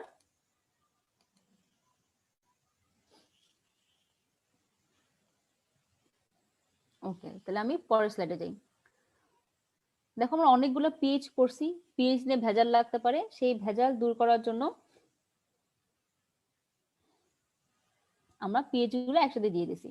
তাহলে খেয়াল করে দেখো, ত্বকের পিএইচ কত, 3 থেকে 5, পাকস্থলীর পিএইচ কত, 1 থেকে 2, আর পিত্তরসের পিএইচ কত, 8। তাহলে আশা করি যেটুক পড়ছি এখান থেকে আর কোনো ঝামেলা হবে না। গুড, কি লক্ষ্মী বাচ্চা কাচ্চা তোমরা, বাহ। এবার আসি ব্যাকটেরিয়া ধ্বংসে ম্যাক্রোফেজ আর নিউট্রোফিলের ভূমিকা। এখন আমরা জানি ব্যাকটেরিয়া ধ্বংসে ম্যাক্রোফেজ আর নিউট্রোফিলের কি ভূমিকা, এর কাজই হচ্ছে জীবাণুকে খাওয়া, তাই না, অর্থাৎ ফ্যাগোসাইটোসিস করা। তাহলে এখান থেকে বোঝার আর কিছু নাই, যা বোঝার আমরা জানি। কিন্তু এই ম্যাক্রোফেজ আর নিউট্রোফিলের মধ্যে দেখবা বইয়ের ভিতর অনেক অনেক অনেক সংখ্যা দিয়ে দিছে, এটা আমরা একটু কম্পেয়ার করে পড়বো, তাহলে আমাদের মনে থাকবে। আসো। আচ্ছা, কি বলছে খেয়াল করো, যে শ্বেতকণিকার 4% হচ্ছে ম্যাক্রোফেজ, তার মানে ম্যাক্রোফেজ একটু কম থাকে। ওকে, তাহলে শ্বেতকণিকার কয় পার্সেন্ট ম্যাক্রোফেজ, 4%। আর নিউট্রোফিল অনেক বেশি থাকে, নিউট্রোফিল থাকে 60 থেকে 70%। আচ্ছা, এবার আসি, খেয়াল করে দেখো ম্যাক্রোফেজের কিন্তু সাইজ অনেক বড়, ব্যাস কত, 60 থেকে 80 মাইক্রোমিটার। আর নিউট্রোফিল আকারে একটু ছোট হয়, নিউট্রোফিলের ব্যাস কত, 12 থেকে 15 মাইক্রোমিটার। এখন খেয়াল করে দেখো ম্যাক্রোফেজ যেহেতু আকারে বড়, এই ব্যাকটেরিয়াও বেশি খাইতে পারে। তাহলে একটা ম্যাক্রোফেজ কয়টা ব্যাকটেরিয়া খাবে, 100টা। আর নিউট্রোফিলের যেহেতু সাইজ ছোট ছোট সরি নিউট্রোফিল করে কি, কম ব্যাকটেরিয়া খায়, 3 থেকে 20টা। ওকে, তাহলে খেয়াল করে দেখো শ্বেত রক্তকণিকার ভিতর আছে ম্যাক্রোফেজ আর নিউট্রোফিল যারা ফ্যাগোসাইটোসিস করে। তাহলে ম্যাক্রোফেজ হচ্ছে সাইজে অনেক বড়, এই কারণে সে ব্যাকটেরিয়া খায় বেশি, 100টা। নিউট্রোফিল সাইজে ছোট, সে ব্যাকটেরিয়া খায় কম, 3 থেকে 20টা। আচ্ছা, এরপর খেয়াল করো আমরা আগেই পড়ে আসছি যে ম্যাক্রোফেজ কি ক্ষরণ করে, সাইটোকাইন, এই যে বইয়ের এখানে আছে। ওকে, তাহলে ম্যাক্রোফেজ কি করবে, ম্যাক্রোফেজ সাইটোকাইন ক্ষরণ করে, নতুন বইয়ে 4% আছে। ওকে, আচ্ছা, আর নিউট্রোফিল থেকে আমরা এক্সট্রা কি পড়বো, যে নিউট্রোফিলের নিউক্লিয়াস 2 থেকে 5 খণ্ড বিশিষ্ট। ব্যাস, তাই যেটুক পড়াইলাম আবার খেয়াল করো, শ্বেতকণিকার 4% হচ্ছে ম্যাক্রোফেজ, আর 60 থেকে 70% হচ্ছে নিউট্রোফিল। একটা ম্যাক্রোফেজ কয়টা ব্যাকটেরিয়া ধ্বংস করবে, 100টা। একটা নিউট্রোফিল কয়টা ব্যাকটেরিয়া ধ্বংস করবে, 3 থেকে 20টা। আচ্ছা, ম্যাক্রোফেজের ব্যাস কত, 60 থেকে 80 মাইক্রোমিটার, মানে ম্যাক্রোফেজ বড়, এই কারণে তো 100টা ব্যাকটেরিয়া খায়। আর নিউট্রোফিলের সাইজ কি, নিউট্রোফিল ছোট, ব্যাস কত, 12 থেকে 15 মাইক্রোমিটার, এই কারণে কম ব্যাকটেরিয়া খায়, 3 থেকে 20টা। ম্যাক্রোফেজের কাজ কি, সাইটোকাইন ক্ষরণ করে। আর নিউট্রোফিল থেকে আমরা এক্সট্রা কি পড়ছি, যে নিউট্রোফিলের নিউক্লিয়াস 2 থেকে 5 খণ্ড বিশিষ্ট। তাহলে ক্লিয়ার সবাই এইটুক ছকটা? আর এবার একটু দেখো, যেহেতু অনেক সংখ্যা, অনেক কনফিউজড হয়ে যাও, এই কারণে আমি চেষ্টা করছি একটু তুলনা করে পড়ানোর, যাতে মনে থাকে।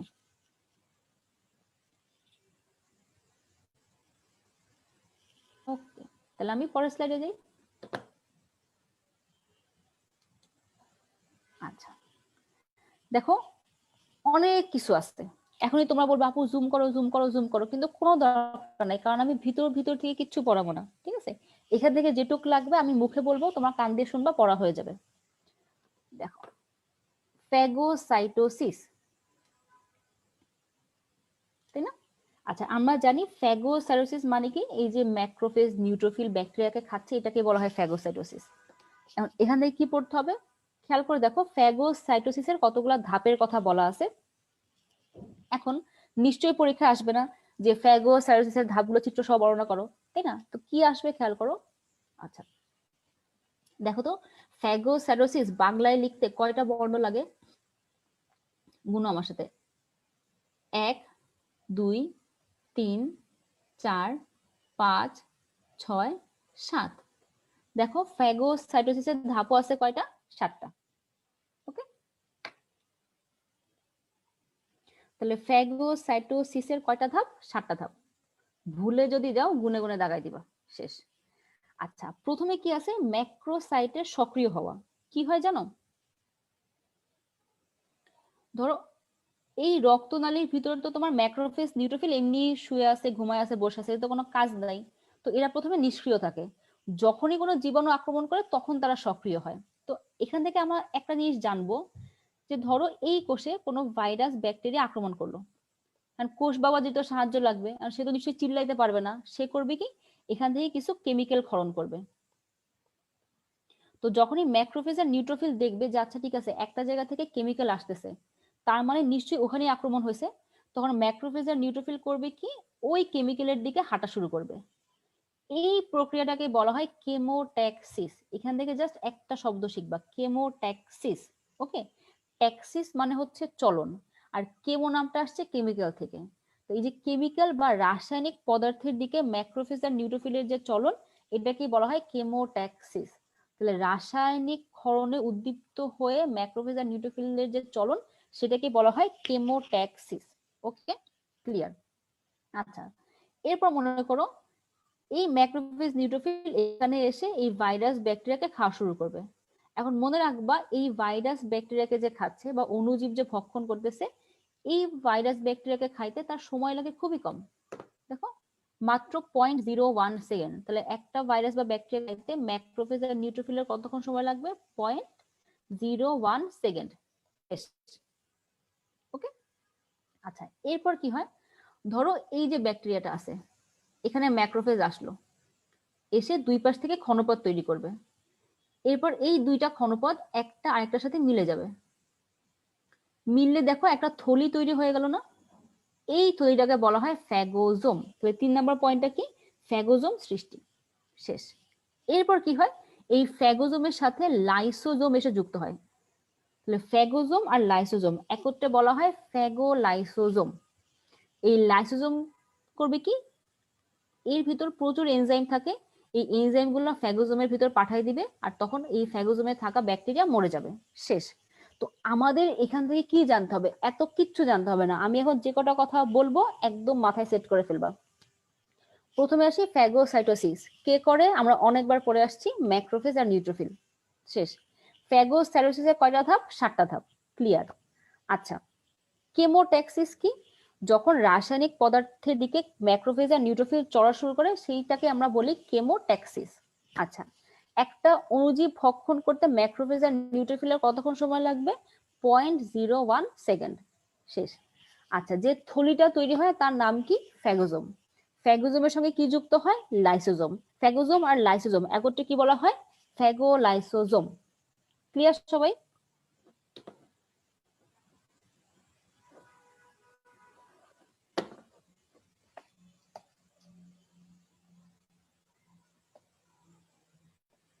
ওকে,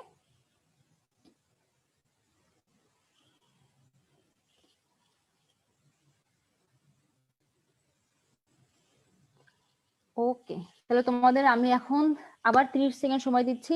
যেটুক পড়াইছি জাস্ট একবার চোখ বলো, আমরা একটা ছোট্ট পরীক্ষা দিয়ে ফেলি, দেখি আমাদের কি মনে আছে।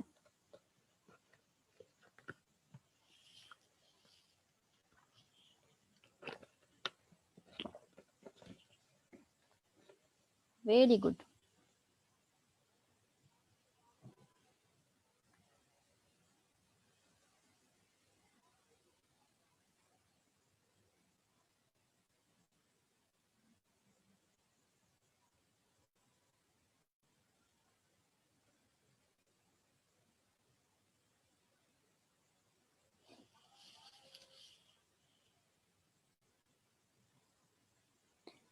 ওকে, তাহলে আমরা এখন পরীক্ষাটা দেই। গুড। স্পট এক্সাম 2, কেউ কমেন্টে অ্যান্সার লিখবা না, যে লিখবা তাকে একটা মাইক দিব এখান থেকে ভার্চুয়ালি। ঠিক আছে, সবাই খাতায় অ্যান্সার লিখো। 5টা কোশ্চেন আছে, তো তোমরা একদম ফটাফট লিখে ফেলো, সবাই পারবে আমি জানি।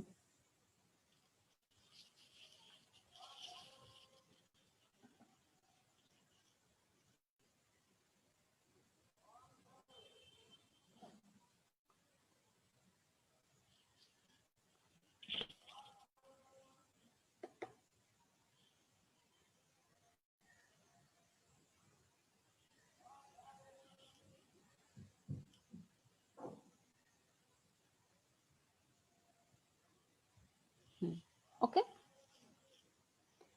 তাহলে আশা করি সবাই অ্যান্সার লিখে ফেলছো। হয়ে গেলে একটু ডান লিখো। ও গুড, বাহ, অস্থির। আচ্ছা, এবার আসো, সহজাত ও অর্জিত অনাক্রম্যতা। আমি এতক্ষণ যা যা পড়াইছি তার মধ্যে সবচেয়ে ইম্পর্টেন্ট হচ্ছে এই জায়গাটা। এখানে 4টা উদাহরণ আছে, 4টা উদাহরণই পরীক্ষার জন্য খুবই খুবই খুবই ইম্পর্টেন্ট। ঠিক আছে, আমরা একদম মুখস্থ করে ফেলবো জায়গাটা। দেখো কি বলছে, সহজাত ও অর্জিত অনাক্রম্যতা। আমরা আগেই পড়ে আসছি, সহজাত মানে প্রথম আর দ্বিতীয়, আর অর্জিত মানে হচ্ছে তৃতীয়। তো আমরা সুবিধার জন্য তৃতীয় প্রতিরক্ষা স্তরে অ্যান্টিবডিকে ধরে নিব। আচ্ছা, এখন খেয়াল করে দেখো, এই অর্জিত প্রতিরক্ষা হইতে পারে হচ্ছে 2 প্রকার। একটা হচ্ছে সক্রিয় আর একটা হচ্ছে অক্রিয়। সক্রিয় মানে কি, যদি অ্যান্টিবডি তোমার নিজের শরীরে তৈরি হয় তাকে আমরা বলবো সক্রিয়। আর যদি অ্যান্টিবডি তোমার শরীরে তৈরি হয় নাই, তুমি অন্য কারো কাছ থেকে পাইছো, এটা হচ্ছে অক্রিয়। ওকে, তাহলে সক্রিয় অক্রিয়। আচ্ছা, যদি অ্যান্টিবডি তোমার শরীরে তৈরি হয়েছে প্রাকৃতিক ভাবে, তাকে আমরা বলবো প্রাকৃতিক সক্রিয়। অ্যান্টিবডি তোমার শরীরে তৈরি হয়েছে কিন্তু কৃত্রিম ভাবে, তাকে আমরা বলবো কৃত্রিম সক্রিয়। আচ্ছা, অক্রিয় মানে কি, অ্যান্টিবডি তোমার শরীরে তৈরি হয় নাই, তুমি অন্য কারো কাছ থেকে পাইছো। প্রাকৃতিক ভাবে পাইছো প্রাকৃতিক অক্রিয়, কৃত্রিম ভাবে পাইলা কৃত্রিম অক্রিয়। ওকে, এখন পরীক্ষার হলে ধরে আসলো যে এইটা কোন ধরনের অনাক্রম্যতা, তুমি চিন্তা করবে, আচ্ছা এটা কি শরীরে তৈরি হয়েছে না বাইরে থেকে পাইছে, আচ্ছা এটা কি প্রাকৃতিক ভাবে আসলো না কৃত্রিম ভাবে আসলো। এই চিন্তা করবা 2 মিনিট ধরে, 3 নম্বর মিনিটে ভুলটা জায়গায় চলে আসবা। কিন্তু আমাদের পরীক্ষা হলে কনফিউজ হওয়া যাবে না, আমাদের পরীক্ষা হলে এত টাইমও খরচ করা যাবে না, এত চিন্তাও করা যাবে না, কেউ তোমার কাছে ব্যাখ্যা চাবে না। এই জন্য আমরা একদম শর্টকাটে পড়বো, যাতে আমরা 10 সেকেন্ডে ঠিকটা অ্যান্সার করতে পারি। তো প্রথমে আসি সক্রিয়। দেখো কি বলছে, প্রাকৃতিক সক্রিয়। তাহলে প্রাকৃতিক সক্রিয়কে আমরা একটু শর্টকাট নামে ডাকবো, সেটা হচ্ছে প্রাস। প্রাকৃতিক সক্রিয়, এই শর্টকাট নাম কি, প্রাস। প্রাস মানেই মনে রাখবা হাঁস। যদি পরীক্ষায় আসে হাসপাতাল বা ক্লিনিকের সংক্রমণ কোন ধরনের প্রতিরক্ষা, অ্যান্সার কি হবে, প্রাস, প্রাকৃতিক সক্রিয়। শেষ। তাহলে হাসপাতাল বা ক্লিনিকের সংক্রমণ কোন ধরনের প্রতিরক্ষা, প্রাস, প্রাকৃতিক সক্রিয়। ওকে, তাহলে প্রাকৃতিক সক্রিয় শর্টকাট নাম কি, প্রাস। আচ্ছা, এবার আসো কৃত্রিম সক্রিয়। তাহলে কৃত্রিম সক্রিয় এর শর্টকাট নাম কি হবে, ক্রিস। যেসব শয়তান দিমাগ ক্রাশ ভাবছিলাম, তাহলে আসো কৃত্রিম সক্রিয় এর শর্টকাট নাম কি হবে, ক্রিস। মনে আছে ক্রিস 3 মুভিটা কেউ দেখছো? ওইখানে ঋত্বিকের কাজ কি ছিল, ঋত্বিকের কাজ ছিল ভ্যাকসিন বানানো। তাহলে ক্রিস মানেই মনে রাখবা ভ্যাকসিন। যদি পরীক্ষায় আসে ডিপিটি ভ্যাকসিনের মাধ্যমে প্রতিরক্ষা কোন ধরনের প্রতিরক্ষা, অ্যান্সার কি হবে, ক্রিস, কৃত্রিম সক্রিয়। ওকে, তাহলে খেয়াল করে দেখো, সক্রিয় আমরা পারবো একদম। দুইটা উদাহরণ মাথায় সেট করে ফেলো। সক্রিয় মধ্যে কি আছে, প্রাস, প্রাকৃতিক সক্রিয়। যদি পরীক্ষায় আসে হাসপাতাল বা ক্লিনিকের সংক্রমণ, কি হবে, প্রাস, প্রাকৃতিক সক্রিয়। যদি আসে ভ্যাকসিন, অ্যান্সার কি হবে, ক্রিস, কৃত্রিম সক্রিয়। ওকে, শেষ। এবার আসে অক্রিয়। আর আমরা জানি অক্রিয় মানে কি, অ্যান্টিবডি আমার শরীরে তৈরি হয় নাই, আমি অন্য কারো কাছ থেকে অ্যান্টিবডি পাইছি। এখন এই অন্য কেউ হইতে পারে 2 জন, এক হয় তোমার মা, কিংবা মা বাদে অন্য যে কোনো ব্যক্তি। হ্যাঁ, তুমি আমাকে বলো, তোমার নিষ্পাপ মন কি বলে, কে প্রাকৃতিক হবে, মা নাকি অন্য ব্যক্তি? অবশ্যই মা। তার মানে যদি মায়ের কাছ থেকে কোনো শিশু অ্যান্টিবডি পায়, সেটা হবে প্রাকৃতিক অক্রিয়। ওকে, আচ্ছা, মা বাদে অন্য যে কোনো ব্যক্তির কাছ থেকে যদি অ্যান্টিবডি পাওয়া যায়, তাহলে সেটা কি হবে, কৃত্রিম অক্রিয়। ওকে, তাহলে ক্লিয়ার সবাই? তাহলে আরেকবার খেয়াল করো, আমি আরেকবার বলতেছি, একদম মাথায় সেট করে ফেলো। তাহলে সক্রিয় হচ্ছে দুইটা, প্রাকৃতিক কৃত্রিম, অক্রিয় দুইটা, প্রাকৃতিক কৃত্রিম। সক্রিয় আমরা কি দিয়ে মনে রাখছি? প্রাস। হাসপাতাল বা ক্লিনিক আসলেই প্রাস, আর ভ্যাকসিন আসলেই ক্রিস, শেষ। এখন মায়ের কাছ থেকে যদি অ্যান্টিবডি পাই সেটা কি হবে? প্রাকৃতিক অক্রিয়। আর মা বাদে অন্য ব্যক্তির কাছ থেকে যদি পাই সেটা কি হবে? কৃত্রিম অক্রিয়। ওকে, তাহলে পারবা সবাই এই 4টা উদাহরণ? কারো কোনো সমস্যা আছে এই 4টা উদাহরণ থেকে?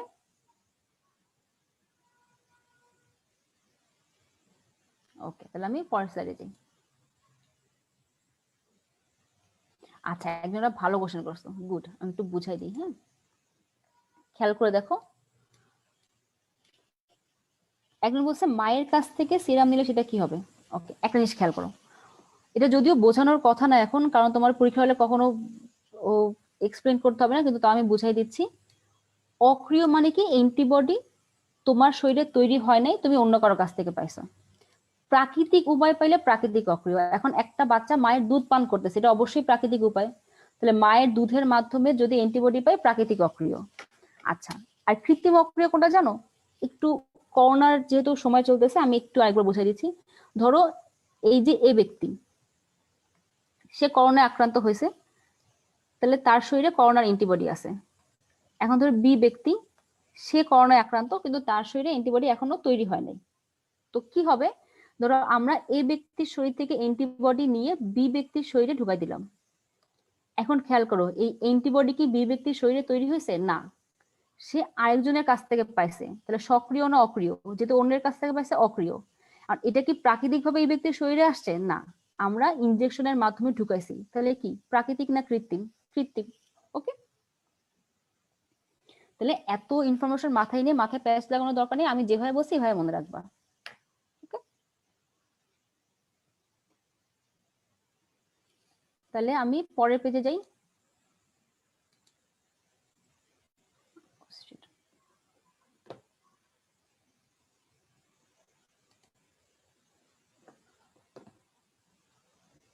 ওকে,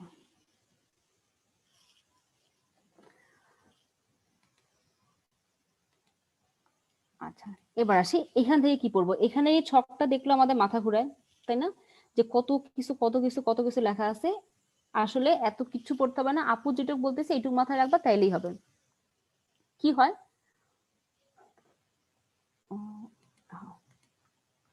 ধরো প্রথমে কোনো এন্টিজেন, ঠিক আছে, এই এন্টিজেন তোমার শরীরে ঢুকছে। আচ্ছা, সঙ্গে সঙ্গে কে চলে আসবে? ম্যাক্রোফেজ। ম্যাক্রোফেজ করবে কি? এসে এই এন্টিজেনটাকে খেয়ে ফেলবে। তাহলে এন্টিজেন শরীরে ঢুকলো, ম্যাক্রোফেজ এন্টিজেনটাকে খেয়ে ফেললো, এটাকে বলা হয় ফ্যাগোসাইটোসিস। দেখো কতবার আমরা পড়লাম, তাই না? আচ্ছা, এখন কি হবে? এই ম্যাক্রোফেজ দেখলো, ঠিক আছে আমি তো একটা ব্যাকটেরিয়াকে খাইছি, কিন্তু এরকম হাজার হাজার ব্যাকটেরিয়া এরকম ঘুরে বেড়াচ্ছে, তাহলে আমি একা তো পারবো না, তখন তার কি লাগবে? সাহায্য লাগবে। আচ্ছা, তাহলে সে সাহায্যের জন্য কার কাছে যাবে? যার নামে সাহায্য আছে, সে কে? হেল্পার টিকোস। তাহলে ম্যাক্রোফেজ করবে কি? এই এন্টিজেনটা সহ হেল্পার টিকোসের কাছে আসবে। এসে হেল্পার টিকোসকে বলবে যে ভাই, বড় ভাই, আপনি আমার গুরু, আপনি আমার সব, আমাকে হেল্প করেন। দেখেন এই যে একটা এন্টিজেন, এর মতো অনেক শত্রু আমার শরীরে ঢুকছে, একে আপনার মারতে হবে। ওকে, এখন চিন্তা করে দেখো, তাহলে এই যে এন্টিজেনটা, এই এন্টিজেনটাকে হেল্পার টিকোসের কাছে কে নিয়ে আসছে? ম্যাক্রোফেজ। এই কারণে ম্যাক্রোফেজকে বলা হয় এন্টিজেন উপস্থাপক কোষ বা এন্টিজেন প্রেজেন্টিং সেল বা এপিসি।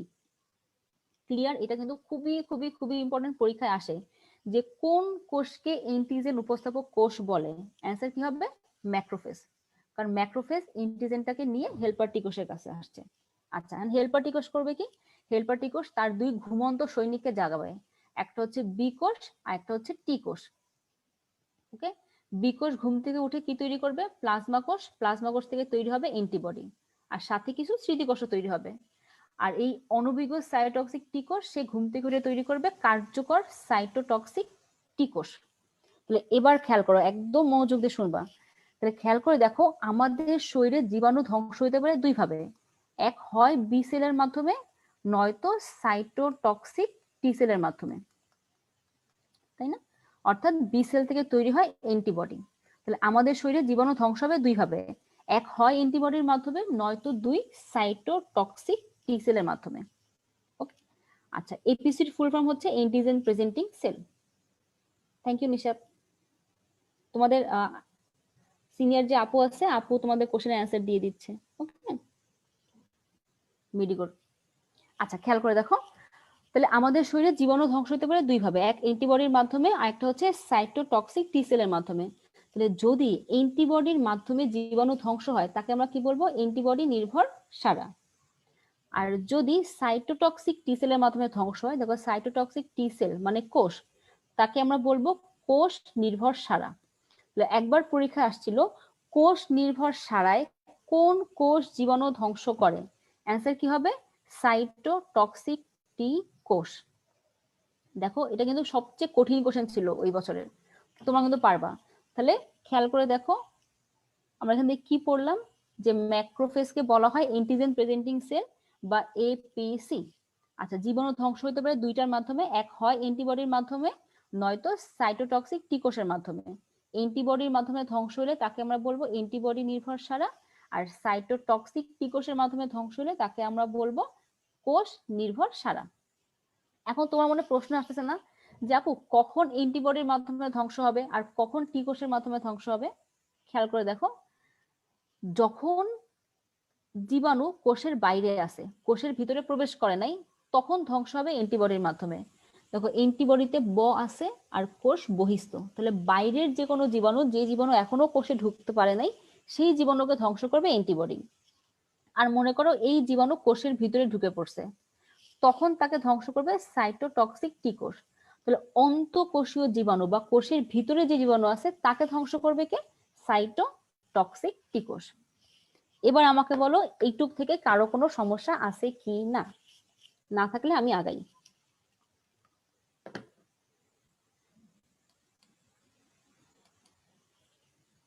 এটুক থেকে পারবা সবাই? ক্লিয়ার সবার এটুক?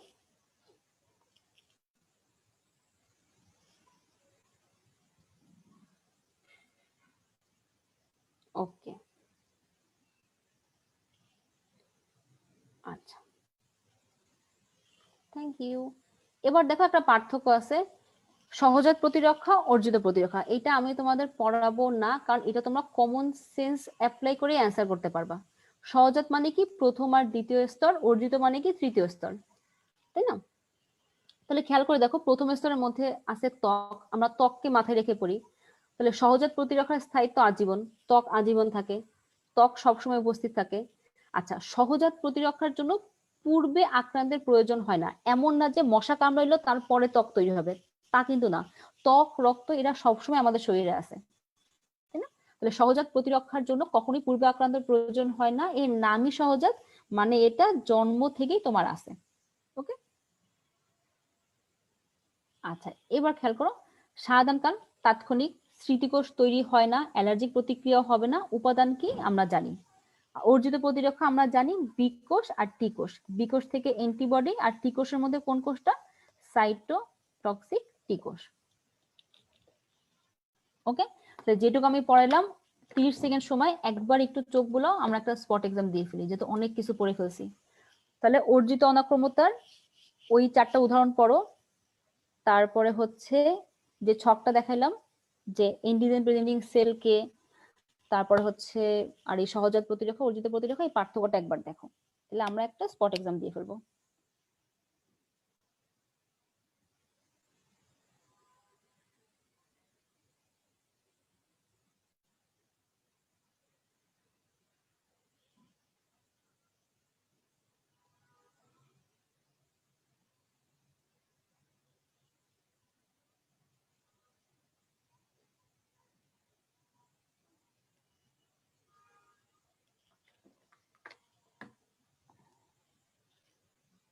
ওকে, আচ্ছা, তাহলে আমরা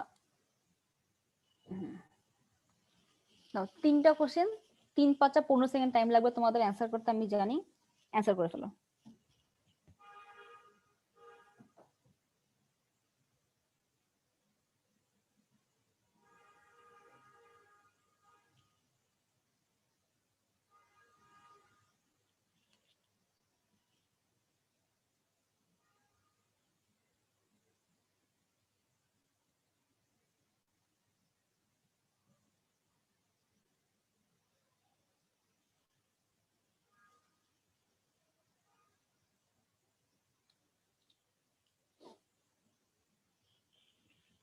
হয়ে গেছে, ভেরি গুড, তোমার তো সেই বুলেটস, ভেরি গুড। তাহলে আমরা পরেরটায় যাই। এখনকার পড়াশোনা খুবই সোজা কিন্তু ইম্পর্টেন্ট। ওকে, আচ্ছা,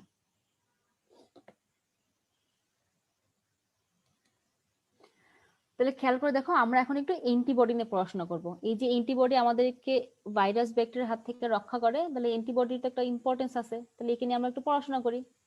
তাহলে দেখো, অ্যান্টিবডি হচ্ছে এক প্রকার প্রোটিন। আগে মাথায় রাখবো অ্যান্টিবডি কি, অ্যান্টিবডি হচ্ছে এক প্রকার প্রোটিন। ওকে, আচ্ছা, এবার খেয়াল করো লিম্ফোসাইট। ওকে, খেয়াল করে দেখো লিম্ফোসাইট দুই ধরনের, একটা হচ্ছে টি লিম্ফোসাইট আর একটা হচ্ছে বি লিম্ফোসাইট। ওকে, এই বি লিম্ফোসাইট থেকে তৈরি হয় প্লাজমা কোষ, আর এই প্লাজমা কোষ থেকেই তৈরি হয় অ্যান্টিবডি। তাহলে মাথায় রাখবা লিম্ফোসাইট দুই প্রকার, T lymphocyte, B lymphocyte. B lymphocyte থেকে আসবে প্লাজমা কোষ, প্লাজমা কোষ থেকে আসবে অ্যান্টিবডি। একটু খেয়াল করে দেখো, অ্যান্টিবডি আসে কোন কোষ থেকে? প্লাজমা কোষ থেকে। প্লাজমা কোষ আসে আসে কোন কোষ থেকে? বি লিম্ফোসাইট থেকে। বি লিম্ফোসাইট আসে কোথা থেকে? লিম্ফোসাইট থেকে। আর লিম্ফোসাইট হচ্ছে এক প্রকার শ্বেত রক্ত কণিকা। তো একবার পরীক্ষায় আসছিল কোন শ্বেত রক্ত কণিকা অ্যান্টিবডি তৈরি করে? Monocyte, neutrophil, lymphocyte, basophil. Answer কি হবে? ভেরি গুড, অ্যান্সার হবে লিম্ফোসাইট। তাহলে আমরা মাথায় রাখবো লিম্ফোসাইট, বি লিম্ফোসাইট, প্লাজমা কোষ, অ্যান্টিবডি, একদম সেট করে ফেলো গানের মতো। লিম্ফোসাইট, বি লিম্ফোসাইট, প্লাজমা কোষ, অ্যান্টিবডি। ওকে,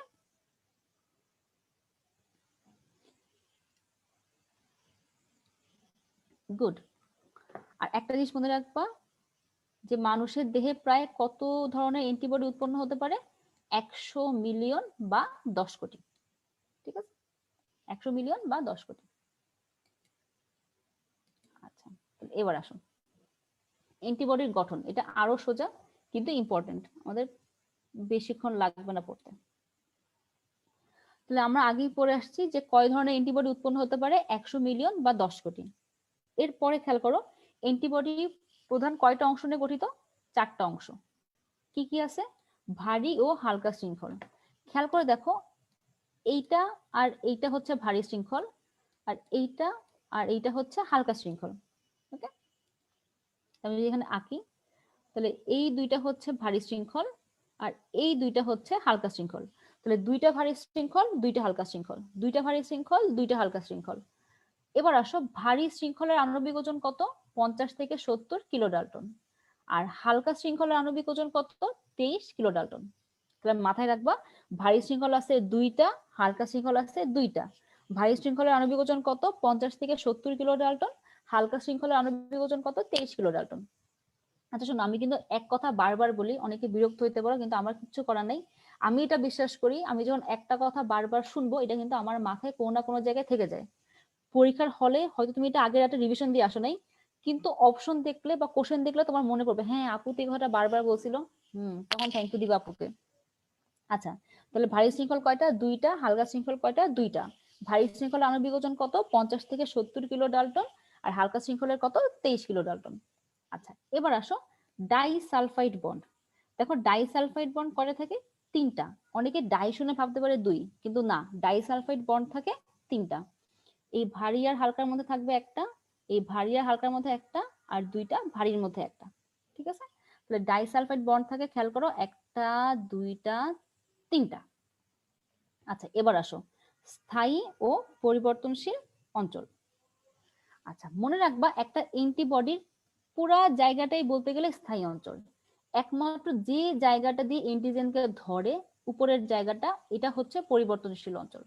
মানে অ্যান্টিজেন যদি গোল হয় তাহলে ধরতে গেলে অ্যান্টিবডিরও গোল হইতে হবে।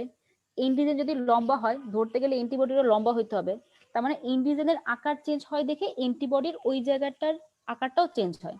তাহলে যে জায়গাটা দিয়ে অ্যান্টিজেনকে ধরবে ওই জায়গাটাই হচ্ছে পরিবর্তনশীল অংশ।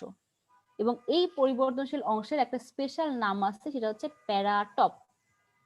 ওকে, তো মনে রাখবা প্যারাটপ কিসের মতো কাজ করে? তালা চাবি।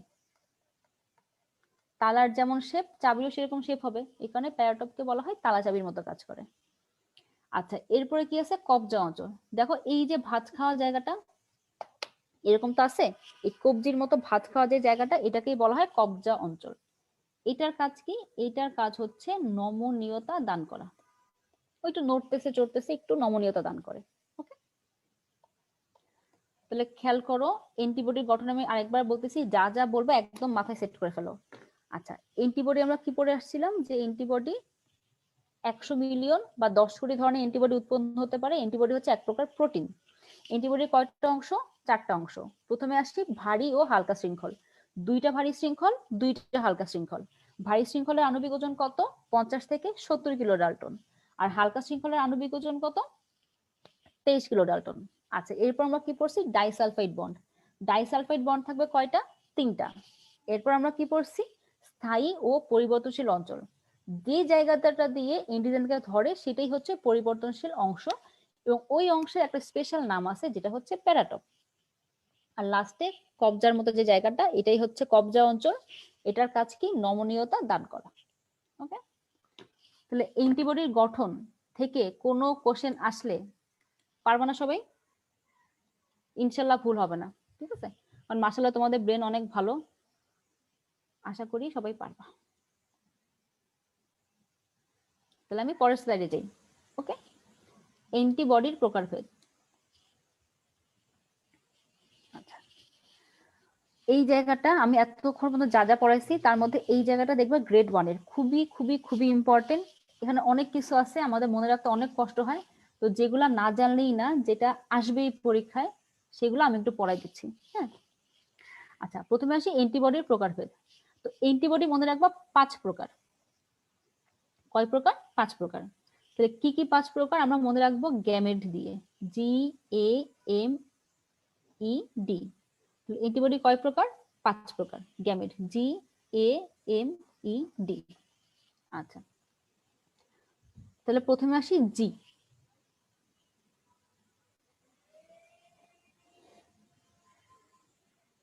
না, কবজা অঞ্চল পরিবর্তনশীল না, শুধু যে জায়গাটা দিয়ে অ্যান্টিজেনকে ধরে শুধু ওই জায়গাটা পরিবর্তনশীল। আচ্ছা, তাহলে অ্যান্টিবডি কয় প্রকার? 5 প্রকার, GAMED। আচ্ছা, প্রথমে আসি জি। মনে রাখবা সবচেয়ে বেশি পাওয়া যায় অ্যান্টিবডি জি, এই কারণে একে শুরুতে লিখছি আমরা। সবচেয়ে বেশি পাওয়া যায় কোনটা? অ্যান্টিবডি জি। কত পার্সেন্ট? 75%। এটা কিন্তু ডিউর ভর্তি পরীক্ষায় গতবার আসছিল। তাহলে সবচেয়ে বেশি পাওয়া যায় কোন অ্যান্টিবডি? অ্যান্টিবডি জি।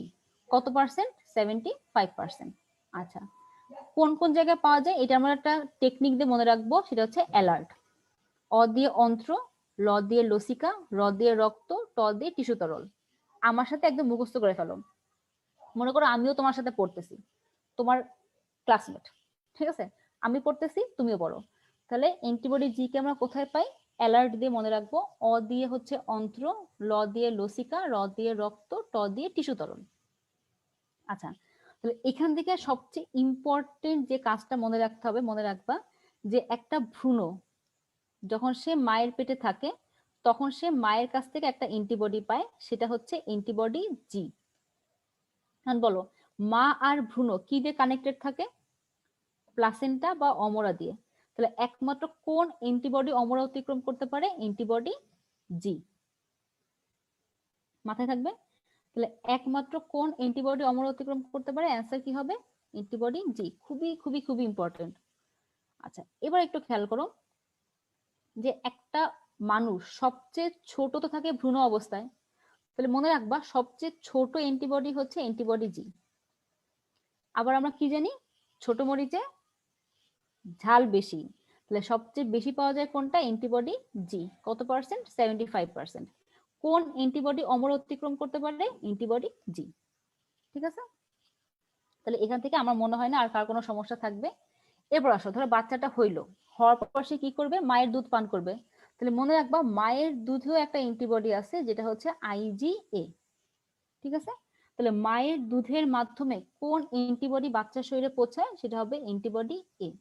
তাহলে খেয়াল করে দেখো, আমরা মায়ের কাছ থেকে 2টা অ্যান্টিবডি পাই, একটা হচ্ছে অ্যান্টিবডি জি আর একটা হচ্ছে অ্যান্টিবডি এ। একটা পাই জন্মের আগে, একটা পাই জন্মের পরে। জন্মের আগে কোনটা পাই? IgG, তার মানে এটা অমর অতিক্রম করতে পারে। জন্মের পরে কোনটা পাই? IgA। কিসের মাধ্যমে? মায়ের দুধের মাধ্যমে। ঠিক আছে, তাহলে মায়ের দুধে কোন অ্যান্টিবডি পাওয়া যায়? IgA। ওকে, আচ্ছা এরপর আসি IgM। IgM থেকে একটা জিনিসই মনে রাখবা, খুবই ইম্পর্টেন্ট, সেটা হচ্ছে এবিও ব্লাড গ্রুপের অ্যান্টিবডি হচ্ছে এম টাইপের। মানে কি, ধরো কারো রক্তের গ্রুপ এ পজিটিভ, তার মানে তার শরীরে এ অ্যান্টিজেন আছে এবং কি আছে, বি অ্যান্টিবডি আছে, তাই না? তাহলে এই যে বি অ্যান্টিবডি, এই অ্যান্টিবডি কোন ধরনের অ্যান্টিবডি? IgM ধরনের। তাহলে এবিও ব্লাড গ্রুপের অ্যান্টিবডি কোন ধরনের? IgM ধরনের। ওকে, আচ্ছা এবার আসো IgE। মনে রাখবা সবচেয়ে কম পাওয়া যায় IgE, যার কারণে একে বলা হয় দুর্লভ অ্যান্টিবডি, মাত্র 0.1%। ওকে, তাহলে সবচেয়ে কম পাওয়া যায় কোনটা? IgE, যে কারণে এটাকে বলা হয় দুর্লভ। আচ্ছা কোথায় পাওয়া যায়? আমরা বাম দিয়ে মনে রাখবো, ব দিয়ে বি কোষ, ব দিয়ে বেসোফিল, ম দিয়ে মাস্ট কোষ। আচ্ছা, আর তোমাদের মনে আছে আমি বলছিলাম যেখানেই বেসোফিল আর মাস্ট কোষ পাও সেখানেই মনে রাখবা হিস্টামিন থাকে। তাহলে IgE কে আমরা কোথায় পাই? বেসোফিল আর মাস্ট কোষে পাই। তাহলে IgE এর কাজ কি? হিস্টামিন ক্ষরণে উদ্দীপ্ত করা। এবং মনে রাখবা যেখানেই হিস্টামিন আছে সেখানেই অ্যালার্জি আছে। হিস্টামিনের কাজ হচ্ছে অ্যালার্জি তৈরি করা, চুলকানি তৈরি করা। এই কারণে কিন্তু আমরা অ্যালার্জি হইলে কি খাই? এন্টি হিস্টামিন, যাতে হিস্টামিন বাবাজি না আসে। ওকে, তাহলে খেয়াল করে দেখো IgE আমি আরেকবার বলতেছি, সবচেয়ে কম পাওয়া যায় কোনটা? IgE। কত পার্সেন্ট? 0.1%, যে কারণে IgE কে বলা হয় দুর্লভ অ্যান্টিবডি। ওকে, আচ্ছা IgE কোথায় পাবো? বাম, বি কোষ, বেসোফিল আর মাস্ট কোষ। কাজ কি? আচ্ছা বেসোফিল আর মাস্ট কোষ আছে, তার মানে হিস্টামিন ক্ষরণ করে। আচ্ছা হিস্টামিন ক্ষরণ হয়, তার মানে অ্যালার্জি হইতে পারে। ওকে, আচ্ছা এবার আসো IgD। IgD কোথায় পাওয়া যায়? লড়ে পাওয়া যায়, লসিকা, লিম্ফোসাইট, রক্ত। আচ্ছা IgD এর কাজ কি? দেখো ডি লিখতে অনেকটা বির মতো না? এখানে ডির কাজ হচ্ছে বি কোষকে সক্রিয় করা। ওকে, ক্লিয়ার সবাই? তাহলে এখান থেকে আশা করি কার কোনো সমস্যা হবে না, কিন্তু মুখস্থ করা যেহেতু একটু টাফ, আমি আরেকবার বলতেছি, একদম মাথায় সেট করে ফেলো।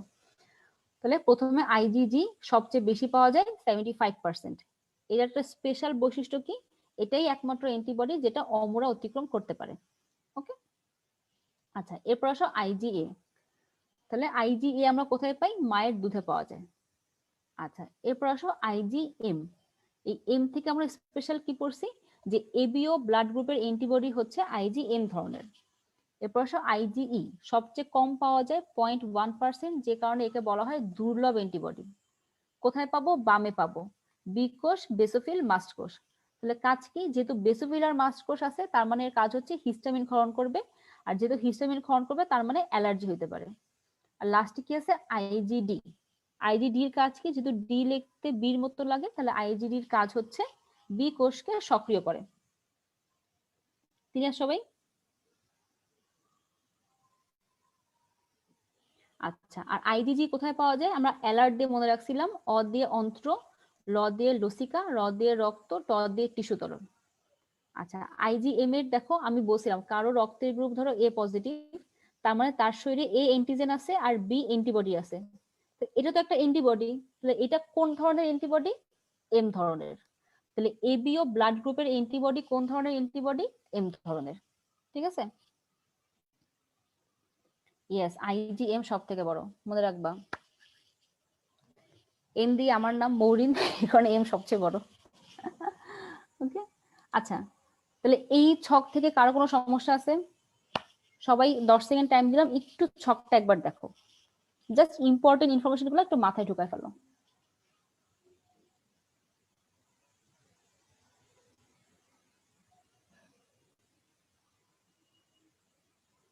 ওকে, তাহলে আমি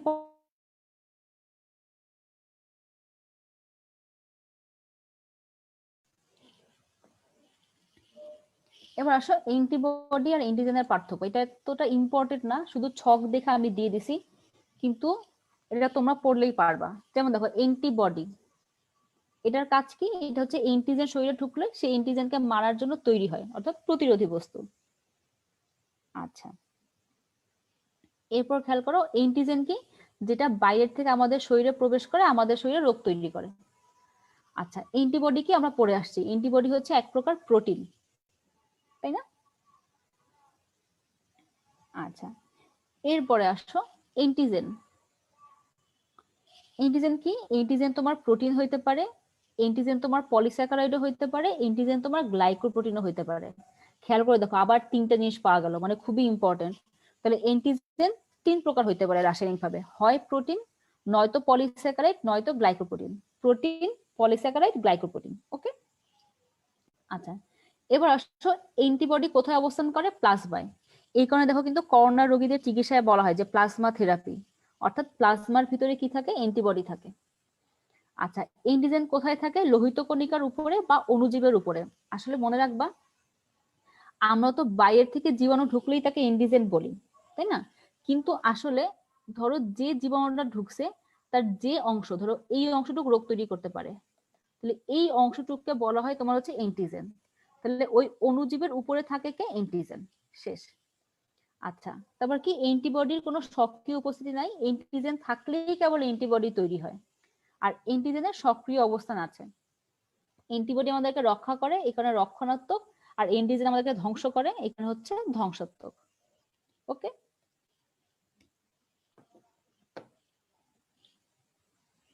তাহলে অ্যান্টিবডি আর অ্যান্টিজেনের পার্থক্য পারা যাবে। আচ্ছা, এবার আসি এই চ্যাপ্টারের সবচেয়ে ইম্পর্টেন্ট, সবচেয়ে ঝামেলার জিনিস, কিন্তু দেখবা আমাদের কত সুন্দরভাবে পড়া হয়ে যায়, কারণ মাশাআল্লাহ তোমরা অনেক অ্যাটেন্টিভ এবং লক্ষ্মী বাচ্চা কাচ্চা। দেখেন কি বলছে, প্রতিরক্ষা ব্যবস্থায় টিকার ভূমিকা, মানে ভ্যাকসিনের কি ভূমিকা। খেয়াল করে দেখো, ভ্যাকসিন কয় প্রকার? 5 প্রকার। ওকে, আচ্ছা, তাহলে এই ভ্যাকসিন আমরা অনেকভাবে বানাইতে পারি, সেই বানানোর উপর ভিত্তি করে ভ্যাকসিন আসলে কয় প্রকার? 5 প্রকার। আচ্ছা, তাহলে ভ্যাকসিন নামগুলো আমরা কি দিয়ে মনে রাখবো? কষ্ট, শনি, অর্থাৎ মুখস্থ করতে কষ্ট, এই কারণে কষ্ট। মুখস্থ না হইলে কপালে শনি আছে, এই কারণে শনি। তাহলে ক দিয়ে কনজুগেট, স দিয়ে সাব ইউনিট, ট দিয়ে টক্সয়েড, তালব স দিয়ে শক্তিরাশ, আর নি দিয়ে হবে হচ্ছে নিষ্ক্রিয়। ওকে, তাহলে খেয়াল করে দেখো, ভ্যাকসিন কয় প্রকার? 5 প্রকার। ক দিয়ে কনজুগেট, স দিয়ে সাব ইউনিট, ট দিয়ে টক্সয়েড, তালব স দিয়ে শক্তিরাশ, আর নি দিয়ে হচ্ছে নিষ্ক্রিয়। আচ্ছা, এখন আমাদের জানতে হবে যেটা সবচেয়ে ইম্পর্টেন্ট, সেটা হচ্ছে কোন ভ্যাকসিনের উদাহরণ কি। বিশ্বাস করো, এই উদাহরণ পরীক্ষায় আসে তোমার মাথা খারাপ করে দিবে। তো যাতে আমাদের সহজে মনে থাকে, আমরা কনফিউজ না হই, এই কারণে আমরা একটু সুন্দর করে পড়বো, যাতে মনে থাকে সেভাবে পড়বো। প্রথমে আসো কনজুগেট। তাহলে কনজুগেটের উদাহরণ আমরা মনে রাখবো আই দিয়ে। ঠিক আছে, আই দিয়ে কি হচ্ছে? Influenza type B. দেখো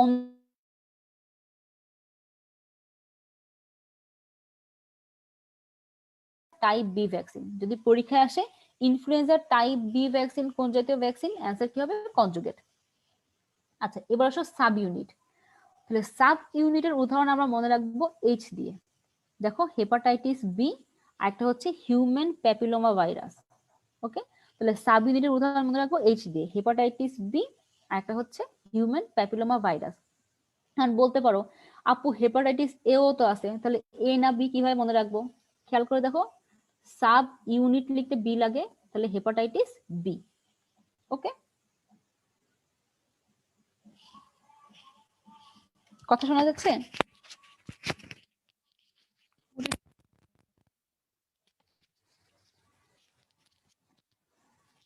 এখন শোনা যায় কথা?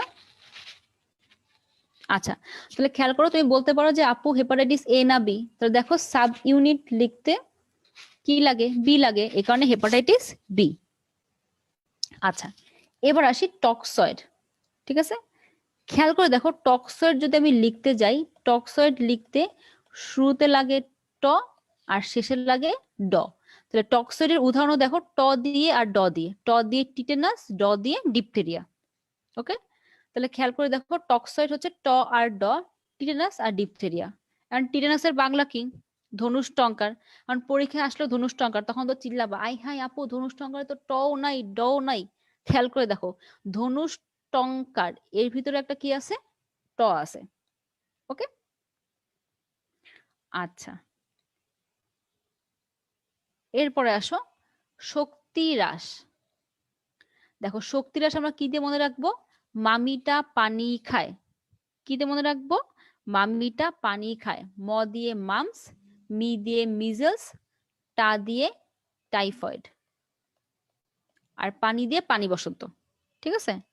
দেখো আকার রস্বীকার সহ মিলে, এরপর যদি কেউ ভুল করছে তাকে আমি একটা পিটান দিয়ে আসবো। তাহলে শক্তি হ্রাসের উদাহরণ কি? মামিটা পানি খায়, মা দিয়ে মামস, মি দিয়ে মিজলস, টা দিয়ে টাইফয়েড, পানি দিয়ে পানি বসন্ত।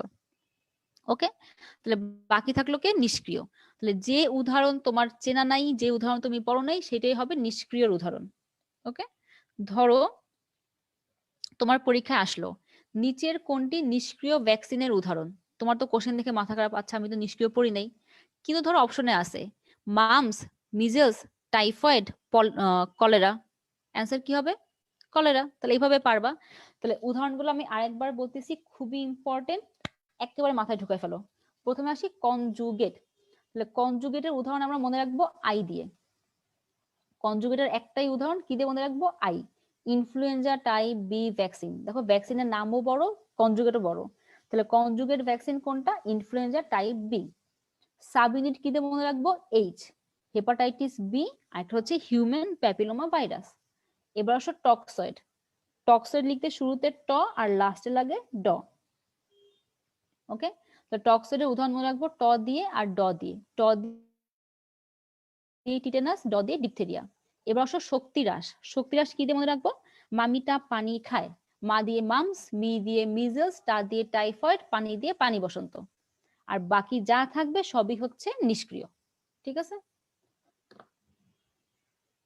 তাহলে এই জায়গাটা আপনাদের আমি 10 সেকেন্ড টাইম দিচ্ছি, একটু উদাহরণগুলো একবার পড়েন।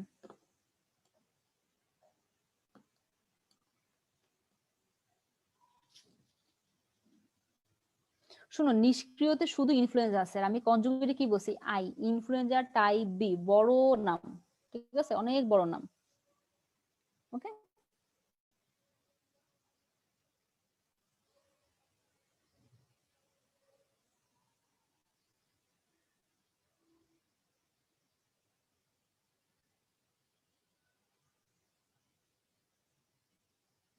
তাহলে পারা যাবে।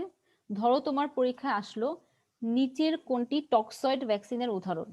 নিচের কোনটি টক্সয়েড ভ্যাকসিনের উদাহরণ? Influenza, cholera, mum's, টিটানাস। অ্যান্সার কি হবে?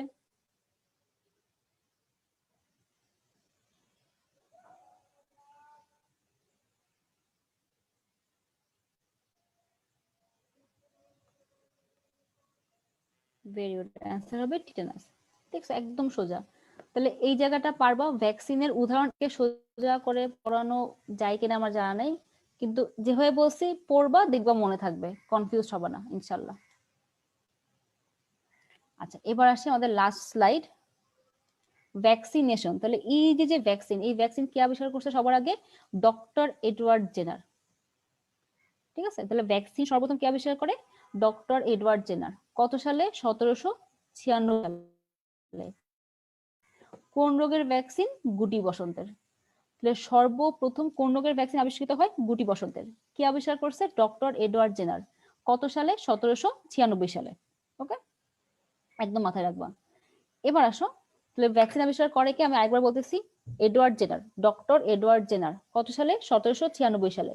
কিসের ভ্যাকসিন? গুটি বসন্তের। এবার 6 নম্বরে আসো, মিশ্র ভ্যাকসিন। যদি একসাথে অনেকগুলা রোগের টিকা দেওয়া হয় তাকে আমরা বলি মিশ্র ভ্যাকসিন। যেমন দেখো এম, এম, আর। এম দিয়ে মিজলস, এম দিয়ে মামস, আর দিয়ে রুবেলা। ঠিক আছে, তাহলে 3টা রোগের ভ্যাকসিন একসঙ্গে দেওয়া হইলো না? তাহলে এই ভ্যাকসিনটাকে বলা হয় মিশ্র ভ্যাকসিন। Measles, mumps, rubella. বাবা একটাই তো সাল বইয়ে, দেখো এখানে আমার এই চ্যাপ্টারে মুখস্থ করে ফেলো এখনই। 1796। কে ভ্যাকসিন আবিষ্কার করছে? Doctor Edward Jenner. কত সালে? 1796। কিসের ভ্যাকসিন? গুটি বসন্তের। ওকে, আচ্ছা। মিশ্র ভ্যাকসিন কি? যদি অনেকগুলো ভ্যাকসিন একসাথে দেওয়া হয় তাকে বলা হয় মিশ্র ভ্যাকসিন। তাহলে উদাহরণ কি দেওয়া আছে? MMR, measles, mumps, rubella. Measles, mumps, rubella. Okay, আচ্ছা। তাহলে এই চ্যাপ্টার থেকে যেটুকু আমি পড়াইলাম এখন, স্পট এক্সাম 3 থেকে 4 পর্যন্ত যেটুকু পড়াইলাম, 30 সেকেন্ড টাইম দিলাম, একটু পরও আমরা একটা স্পট এক্সাম দিব, ঠিক আছে?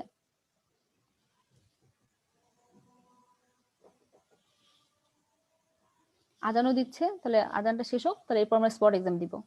ভ্যাকসিনের উদাহরণ, অ্যান্টিবডির গঠন, প্রকারভেদ, এগুলো একটু পড়ে ফেলো, খুবই ইম্পর্টেন্ট। হ্যাঁ, ডিপিটিও মিক্সড ভ্যাকসিন, ভেরি গুড যে বলছো মামুন, গুড বয়। দেখো ডিপিটি, ডি দিয়ে ডিপথেরিয়া, পি দিয়ে পার্টুসিস, টি দিয়ে টিটানাস, 3টা রোগের ভ্যাকসিন একসঙ্গে দিছে, তার মানে ডিপিটিও একটা মিশ্র ভ্যাকসিন।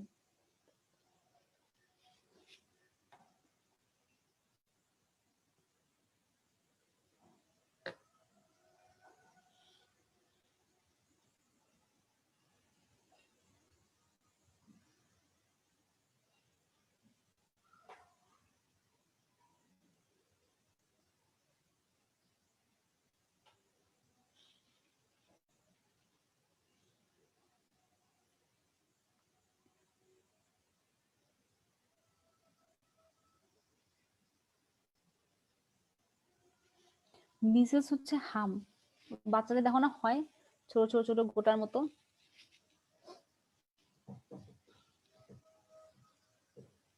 আচ্ছা, ডিপিটির ফুল ফর্ম হচ্ছে ডি দিয়ে ডিপথেরিয়া, পি দিয়ে পার্টুসিস মানে হুপিং কাশি যেটা, আর টি দিয়ে হচ্ছে টিটানাস।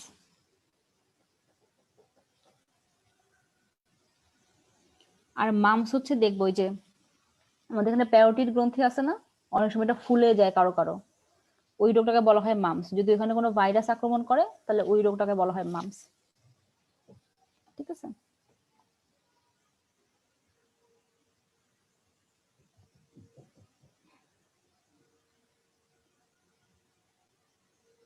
ডিপিটি দিয়ে ডিপথেরিয়া, পার্টুসিস, টিটেনাস, দেখো তোমাদের আপু কমেন্টে লিখে দিছে।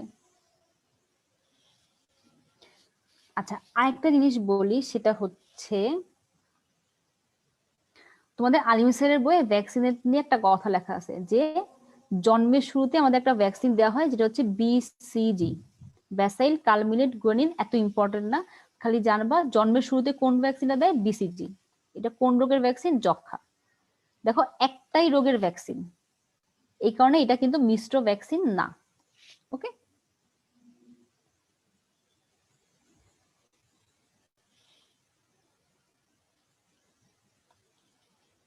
তোমাদের সবার বাম হাতে সুন্দর একটা দাগ আছে না? কেউ আবার হাতের তালু খুঁজো না, দেখবা হাতের বাম পাশে এখানে একটা দাগ আছে, এটাই হচ্ছে বিসিজি ভ্যাকসিনের দাগ। একটা বাচ্চা হওয়ার পর সবার আগে এই ভ্যাকসিনটা দেওয়া হয়। ওকে, আচ্ছা আমরা এখন পরীক্ষাটা আগে দিয়ে নিই। আসেন জনগণ,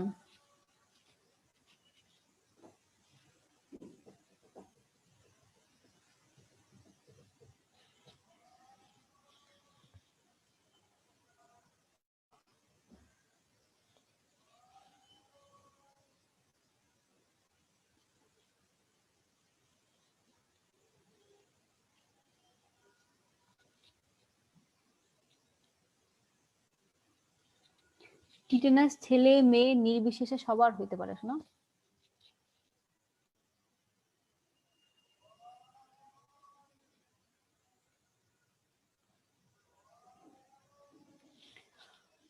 এক্সামটা হয়ে গেলে একটু ডান লিখে দিও, ঠিক আছে?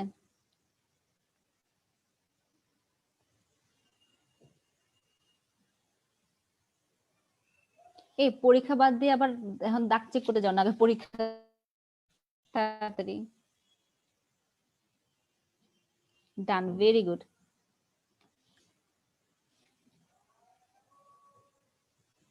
তো দেখছো চ্যাপ্টারটা কিন্তু অনেক সোজা, তোমাদের যেভাবে পড়াইছি এভাবে যদি পড়ো ইনশাল্লাহ কোনো সমস্যা থাকবে না। তারপরও কারো যদি কোনো সমস্যা হয় যে আপু এটা পড়তে যে সমস্যা মনে হয়েছে, ওইটা পড়তে যে সমস্যা মনে হয়েছে, কমেন্টের সেকশনে লিখো, আমি ইনশাল্লাহ চেষ্টা করব সলভ করে দেওয়ার। ঠিক আছে, তাহলে আজকে যেটুক পড়াইছি সবার